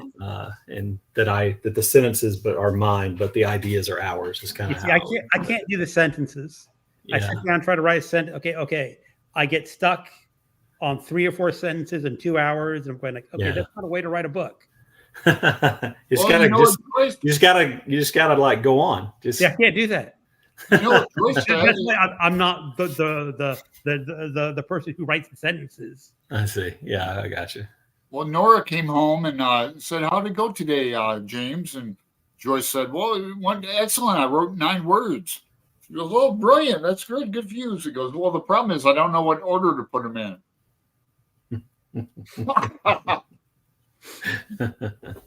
Joyce, he was a funny guy. Yeah. Joyce had to wear. He's so blind, he had to wear like a white, like a butcher's outfit with all the lights on. Horrible. You imagine? I guess he says kind of like that movie Hoodwinked. Hannah, you mean the husband and the wife's alternated sentences? I think that's what she's saying.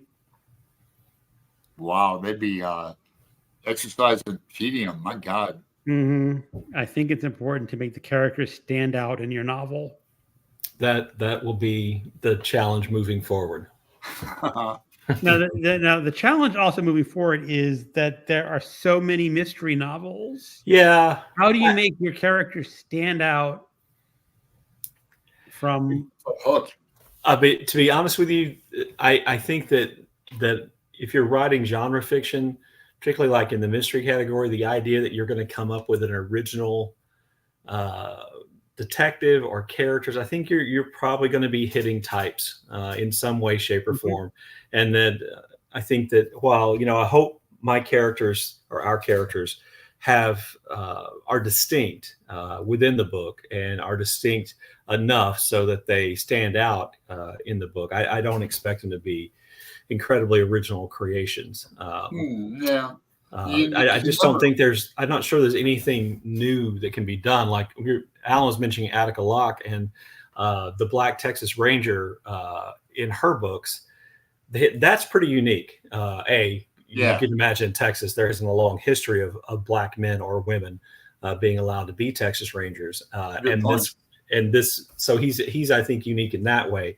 And the fact that she's able to give him backstory and trouble, and he's far from perfect in all kinds of ways, I think makes that is really original to me. I don't think that we're going to hit that. Our main character I hope to carry forward should be a little different than the average police person, is what I would say. But right. not a new type altogether. No, I was just going to say, and you can never, this too. People can't write toward trends either. Like, John Grisham lawyer books are popular, but by the time it's published, we're onto a different trend. Yeah. You gotta. Yeah, and I think that, and I don't want this to sound wrong. I can't think of the right way to say it. I think that if you self-publish a book, you have to self-promote a book if you want it to sell. And I think that ebook copies, Kindle copies of books that are self-published, there's a lower investment level, so I think you have a better chance maybe getting people to read the book if you can make them aware that it exists. Right. And I'm not sure they're looking for incredible originality in all aspects of the book. Well, I can say on Kindle Unlimited, there are lots of self-published books. Right. And a lot of them, I remember a comment from an author saying, I cannot afford to buy an editor, so there's going to be typos and mistakes in my books. Yeah. And I can sort of see it, but it really distracts from the book.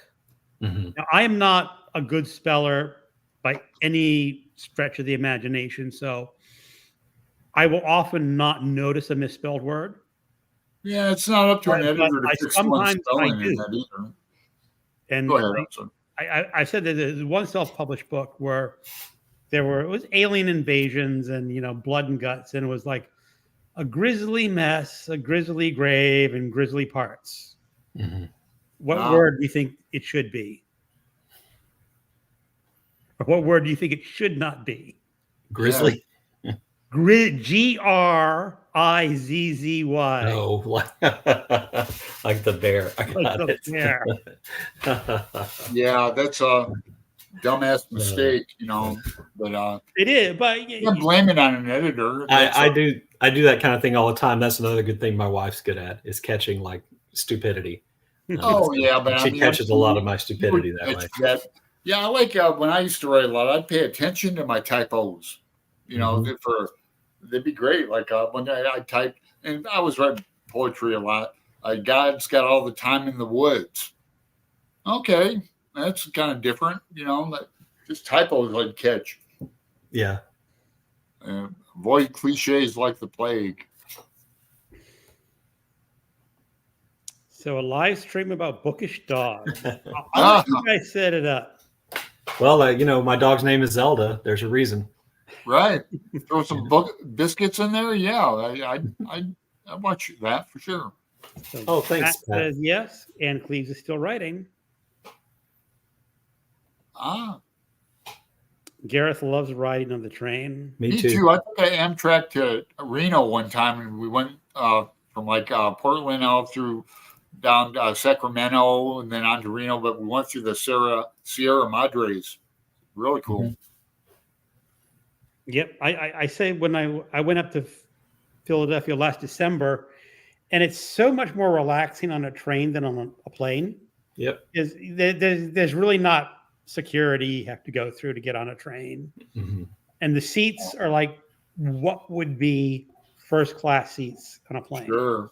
Mhm. So you can Better. stretch out and relax and And you can get up and walk around, and nobody thinks you're in the way. right because you're not. Yeah. It's like on a sidewalk or something. Yeah. You just, a Yeah, I love little tighter, but I don't know Yeah. whoever let passenger train travel in the United States like not keep up with the way it worked everywhere else, but that was a huge mistake. it was a huge mistake. We would all just be so much happier if we could travel by train. I'm convinced.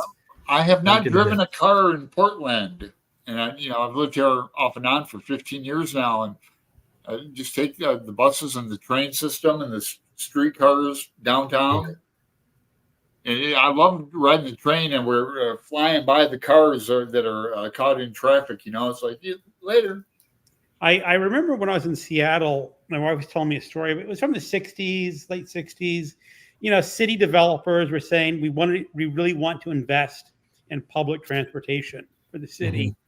And some sort of city developer says, no, no, no. You don't want public transportation. The future is cars. Let everyone drive themselves. Well, that's how we get places like Houston and Los Angeles, even though Los Wow. Angeles has public transportation. So They've been talking about a bullet train from Portland to Seattle for a decade. same thing about one from Houston to Dallas, which would be great. Yeah. God, like over in England, they have. You think there'd be a huge demand for Houston to Dallas? I do. If it could get there in like less than 90 minutes, I think so. Yeah. Oh, And if they built some kind of like there, I think it would help if there was like a public transportation that linked to the train station, so you could get away from the train station. Like the problem with Houston is the Houston train station is literally in one of the third worst places to go in Houston. So I took my dad and mom traveled to DC on the train from Houston, and their train left at like 3:30 in the morning. So I drove them down there to inner city Houston at 3:30 in the morning, and I was packing everything in my car I could think of that might keep us safe till we got in the train station. So yeah, it's like Portland too. It's right downtown, bad part. There used to be the Greyhound station was right by the Amtrak too, but they had to close the Greyhound because it almost kind of took it over. Anyway, it's just a high crime area in Houston, not necessarily homeless. Right. God, what was I going to say? Something about. Oh, never mind. Travel on trains. Well, that's the way to do it. Oh yeah, I wanted to take the train from from Brighton to London. Wouldn't that be a killer train ride? Brighton to London. Or the other way. Sure. Uh-huh. Well, here's the question. I think you've answered this probably earlier, Brian. Mhm. Did you interview any interesting people for research of your book that you could I- mention? I didn't interview anybody that was alive. I used the interviews that other people took or had done at various places. One, there are two books written by two of the men, one by each.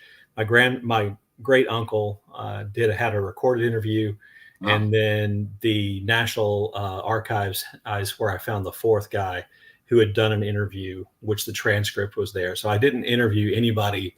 I'm sure there might be one or two members of my uncle's military unit who would still be alive, but I wouldn't have had any. I don't know, have any idea about how I would have tracked them down. We're kind of at that point by the time I got around to actually writing and trying to finish up the research that there really weren't a lot of people living who were involved in those events, and even like the veterans associations that involving those specific groups were really thinned out in terms of the number of people who and they weren't necessarily people who were good at maintaining websites because again of their age, and they kept in contact with one another by mail or by phone, and there's just no way to get into that. And the kind of book I was writing, I didn't necessarily look for that. I was just looking for enough soldiers' stories to tell as a part of the military history, I thought, to add the human interest to the military history. And so 4 I thought was pretty good. What about the photographs? Oh, I found all those online through the Wiki Commons. Every photograph in the book, except the ones of my uncle specifically, are just available online. And, there, and then also the National Archives, I searched there, and I probably looked through 4,000 or 5,000 photographs to find ones that were specifically of my uncle's unit. And I found more than I thought I would, to be honest with you, and some really good ones. They have so many photographs from World War II. They haven't even digitized the majority of the material they have. So I was lucky that they had actually digitized enough photos for me to look through and find photos of their unit at the various places they went, and then maps too. I found the same way. But yeah, they're all public domain. I hope. I checked really carefully to make sure they're all public domain. I hope I'm right and don't get sued. But and then Sonia Unrein, who has a BookTube channel, whose name of her channel just went out of my head. Something Reader. Oh, she helped you, right? Yeah, she made the front piece map for me. But no, I didn't interview anybody because I couldn't.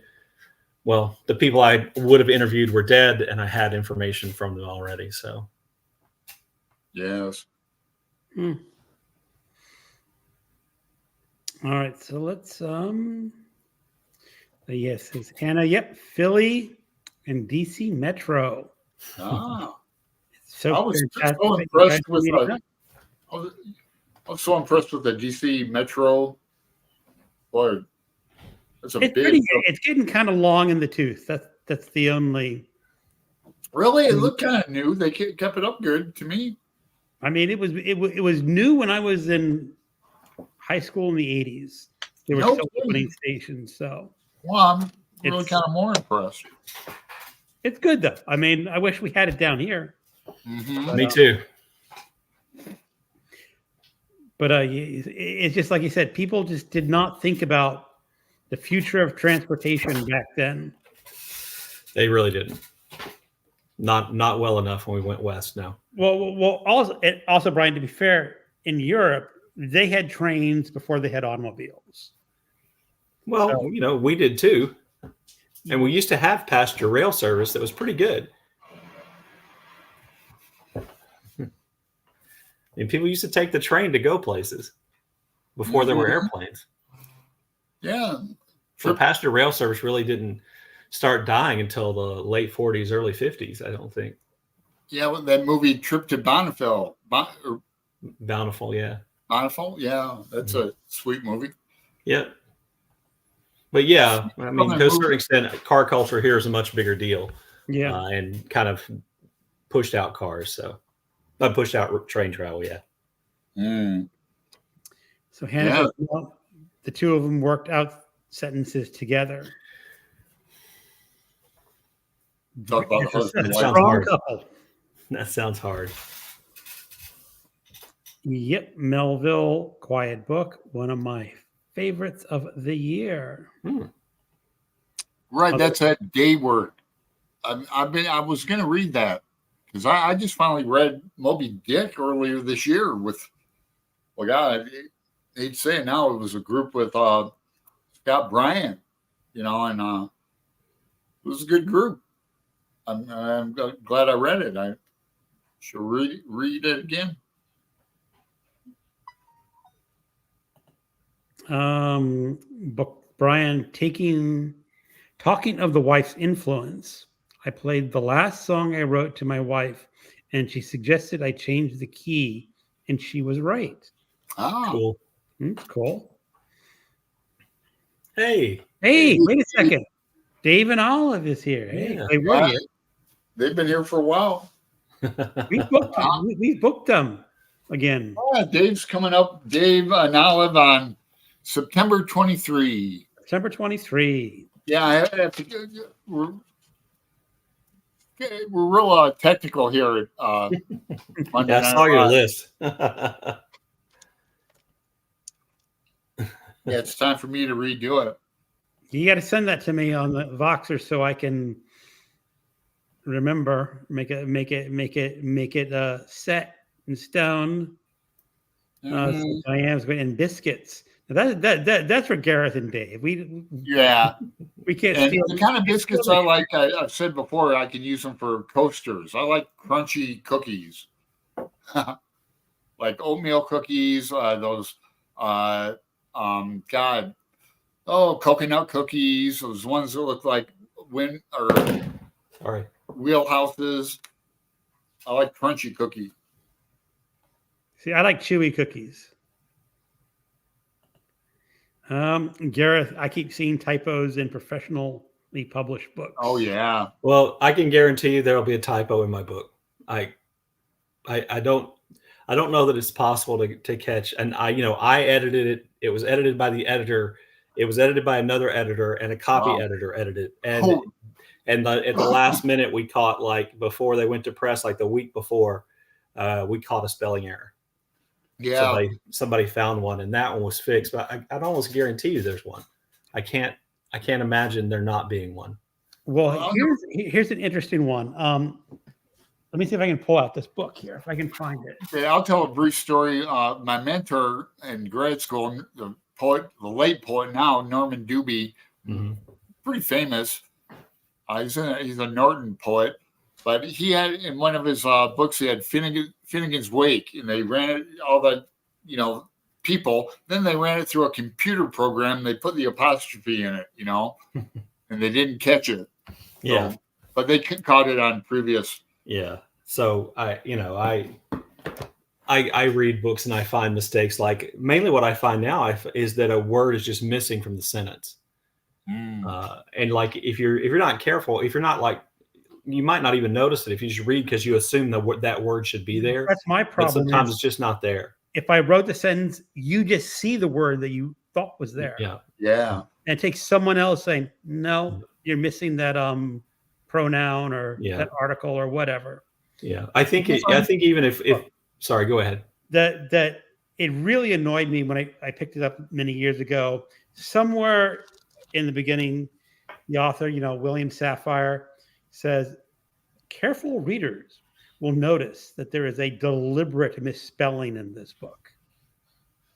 And he's saying that there are no errors in this book. Yeah. And this book is 1,400 pages long. I'm going like, how could you even guarantee there's not a typo in a book this long? Yeah. Well, I find that I can't imagine. Missed periods are left off quite a bit. Unless he's just really one of those people who can absolutely pick out a mistake on a page. There are people that are good at editing that they just notice. The spelling error in my books might be in the notes, like in the end notes, right, where they're harder to catch. But I can't imagine there not being one. So sorry. I mean, the thing is, I would never notice it. Yeah. I mean, it's I don't think most people would, but I know some people do. So nobody pointed out a spelling error in my first book, though. Of course, not that many people read it. So hopefully, a lot of people will read the second one, and they'll point out a lot of spelling mistakes. That'll be my gauge. How many people email me and say, "Hey, you can't spell. You used the wrong form of there." I go, "Oh, great, somebody read it." No, I doubt you do that. But I like sense. Huh? There's like 4 different kinds of sense. Yeah. And it's now I'm paranoid about using the word grizzly, so I'll never write anything that has the word grizzly in it for fear of putting the bear in. People often forget the sense. CENTS. Sense. Yeah. So Dave says everyone can benefit from an editor because no matter how careful you are, everyone will miss a couple of things. Mm-hmm. But I think you need to spend more time proofreading if you don't have one. Yeah, what I did is when I got the draft that in the final form before I sent it back, I just went through with like the grammar check, spell check in the word processing program. Tried to make sure I had all the right words, all the right forms of there or sense or whatever it was. And I'd already had 2 people read it, 2 beta readers read it and give me their ideas. I sent it to the editor. She read it. She sent it out to readers to read it and give their input and thoughts, and then sent it to another editor who sent it to the copy editor, who then sent it back to me 3 times. So it's not that people didn't look at it. But it's not that people didn't look at it. It's just that human beings are going to miss things. So, but that reminds me of some famous authors who were supposedly notoriously bad spellers. Faulkner was known as a bad speller. Can't even spell his own name. Hemingway was a bad speller. John F. Kennedy was a bad speller. F. Scott Fitzgerald couldn't spell Hemingway. Right. I think he used 2 M's. Oh, yeah. That's true. Apparently Jane Austen was a really bad speller, too. Yeah. Fitzgerald, I read some of his letters when I was writing the first book, and he spelled Hemingway almost every way you could spell it except the right way. Like 2 M's and no G, so it was just like Hemingway. Well, it sounds like he was doing a Trump thing on Hemingway. You could, but I think it's when they still liked each other. Oh, okay. Most of the Fitzgerald letters I read were before 1925 or before 1930. I heard someone mentioning that there was an author popular back in the 50s, 60s who would turn in flawless manuscripts. Mary McCarthy. Yeah, I was going to say it had to be somebody famously rigorous, let's just say. And the problem is, I don't think people read Mary McCarthy anymore. Yeah. What did she write? The Group? The Group is her famous one. Yeah. Yeah. It's like the people who have all this creativity in their heads are just churning out these stories. I think Hemingway said, look, I can't be bothered to get it right. I'm writing a story. It's your job as the editor to correct all that stuff. But that's true. But he edited his work so much. Like there's just so many corrections in his manuscripts, and he would rewrite things 4, 5, 6 times, but not paying attention to things like spelling necessarily. But getting everything exactly like he wanted it. But to a certain extent, editors edit, and they're editors for a reason, because they know when to use a period instead of a semicolon or something like that, and they're really good at catching spelling mistakes. The people I worked with from Casemate were excellent. I mean, just really, they caught things I'm like, wait, that's a mistake. And so I would just go, oh sure, yeah. And so you have to leave like little notes to them in the manuscript, and they say, is it better this way? And I go, absolutely, it's much better the way you have it. Than the way I had it, because they fixed all the problems. When you use who or whom? Oh, I don't even try that. I don't even bother. I just don't write those sentences. Yeah. Well, luckily we have Google now. You just Google it. That's like one of my keys to writing is never write a sentence in which I think I might need a colon or a semicolon. Like if I think I might need a colon or a semicolon, I just write shorter sentences and put a period. That's funny. When I was teaching school, and my kids had to do research papers for my college classes, I would say, if you get to a part in a sentence and you think, do I need a semicolon or a colon here? I said, put a period there, capitalize the next letter. You'll come out ahead. I promise you. I like the royal comma. I like the royal comma.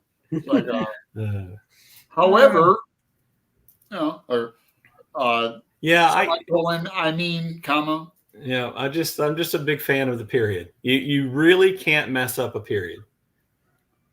Nope, the big It's dot. It's the perfect form of punctuation. It's better than all the other ones. Yep, biggest one I've ever seen is at the end of Ithaca in Ulysses. Oh yeah, that is a big period. Yeah. Yeah, here's Dave. Yeah, beta readers too. I don't think it's right to ask people to spend time and money on a book that you know is full of errors. It hurts Right, I the agree. community overall, in my opinion. I think that's absolutely right. But there is a difference between releasing a book you know is full of errors and releasing a book that has errors. Right. Yeah, and I think a publisher, even in small press, you know, if they see an error on the first page, you know, that's slush pile. No, I think that, and I haven't published a book independently, but I think if we ever got to that point, I would hire somebody to at least do the copy editing to eliminate things like that. That, you know, now, but you know, the self-publishing industry is so big that there are people whose job it is basically to work as editors for people who want to self-publish their books, and they charge a fairly substantial amount of money for their services. So, like that's developmental editing and copy editing. So that's why at least this one author, I think it was an Instagram or something, says, I can't afford that as editors. So you just have to read through my mistakes. Yeah. Well, you know, I like Harry Crews, and he was a Southern writer, and he lived in Gainesville, taught at University of Florida, and he kind of equated it to being at a party and like a plumber's telling a story, and he would go up and say, "Oh, I can do that. Fix it. I know how to do a toilet. I know how to fix all that." That's what people think about writers, because they write, you know, letters and they use language on a daily basis. But you know, think that you can write a novel? Not everybody can do it. Yeah. And MC64, all government money went to interstate highway system. Rail was heavily regulated and taxed. Rail couldn't compete. I was going to mention that, Beck. That was like Eisenhower did the interstates, didn't he? That's when it started. Yeah. Yeah. And here's Hannah. It is impossible to avoid mistakes. The best trick we figured out is reading word for word backwards, i.e., backwards word for word reading is outfigured. Do that with this book. I had my word processor read my book to me. That was one of the parts, one of the ways I edited it, so that I did get to hear it out loud. And even though the voice was really kind of robotic and mechanical, I found that actually helped, because it was droning on at me. And then, like, if there was a mistake, somehow the fact that the voice was really boring to listen to made the mistake stand out even more and help me catch more mistakes that way. But I would definitely either read it to yourself, have somebody read it to you, get your word processor to read it to you. You're going to find a lot of mistakes that way. Yeah, Hannah's she reminds me of a palindrome. You know, the longest one I know is. Well, actually, Brian, let me read my palindrome. Programmer, I could take a text and just say, reprint this document backwards, and then have it read to you. Oh, gotcha. I don't know why. I'm interested, Hannah. Why reading it backwards helps? No, I don't think reading it out loud would help. It's just the fact that you're forced to read every word. Oh, I gotcha. Because you can't intuitively figure out what it's saying. Yeah, I see now. Yeah. But the thing is, it's so jumbled, you're probably gonna not notice it's missing. I don't think I know I'm not as smart as Hannah, so I don't know that I'm smart enough to do that. I'm pretty sure I would give up. Okay. Does anyone want to hear my palindrome? Oh, sure. It's the longest one I know. Maybe you guys know a longer one. Star comedy by Democrats. All right. Okay. I didn't make it up, of course, but that's the longest one I know. My last novel was fully proofread. It was done as a favor, for which I am grateful for. Yeah. That's a lot of bad spellers, says Dave. Now that's a challenging tip, Hannah, but a great one. I have to remember that. Read out loud a lot. Oh, she says, I read out loud a lot. What did Joyce say about mistakes? She said, I make my errors are portals of discovery. Made no errors. That's what you said about your poetry, isn't it? That you kept track of your mistakes because they led to new ideas and new ways of it. I didn't keep track. Just if I would find a typo, it'd make me think in another direction. Yeah, that's what I meant. That's a new opportunity to go a different direction or do something different. Yeah, mistakes. And God, art is full of happy mistakes. And art is like writing too. I put stuff away, come back to it, go, wow, I can do something with this. Not as bad as I thought. So Gareth, when I write, I type really quickly, and that's where the errors occur, rather than because of a spelling error, etc. It's my speed writing, haha, which is why it needs to be proofread, etc. Sure. Yeah, you definitely need somebody to read it. It can be your mom, your sister, your wife. Somebody else needs to read it. You're going to catch a lot of stuff. Right. Better somebody who doesn't know you probably. But true. Different eyes on it for sure. So Hannah says it's a brilliant, Brian, a computer reading to you. Yeah, that's a good idea. Reading backwards means you stop thinking about the meaning and start noticing typos. Gotcha. Okay. Still. It wouldn't help for dropped words, I think. Well, I don't know. I think I know my limits, and that would be beyond them. So, yeah, it's a rough way for misspelling. Amazing, the ridiculous streams of text your mind can understand. The mind fills in so much.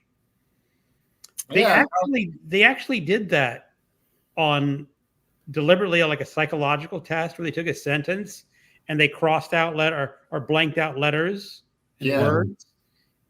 And they said, how much do you have to lose before you fail to understand what the writer was saying? Mm-hmm. And there's all kinds of visual like little tricks too that we've all seen where they leave off the end of a word and you still read it. The sentence. Yeah. It's interesting. Curious. And yeah, Gareth was just saying the same thing. We fill in the blanks all the time. Same with music. Search for a video by Bobby McFarlane talking about improvisation, and it's amazing. Yeah, that's a guy who makes noises like. Yeah. All right, gentlemen. We've been here for 2 hours and 15 minutes. That's a new record. No, we went 3 hours with them. I don't want to go 3 hours. I know. No, I said it's a record for Brian. That's true. That's very true. Right. Yeah, thanks for sticking with us, Brian. Thank you, Brian, for showing up. Thanks for having me and being on time this time. Hey, I think he got two books ordered from this show.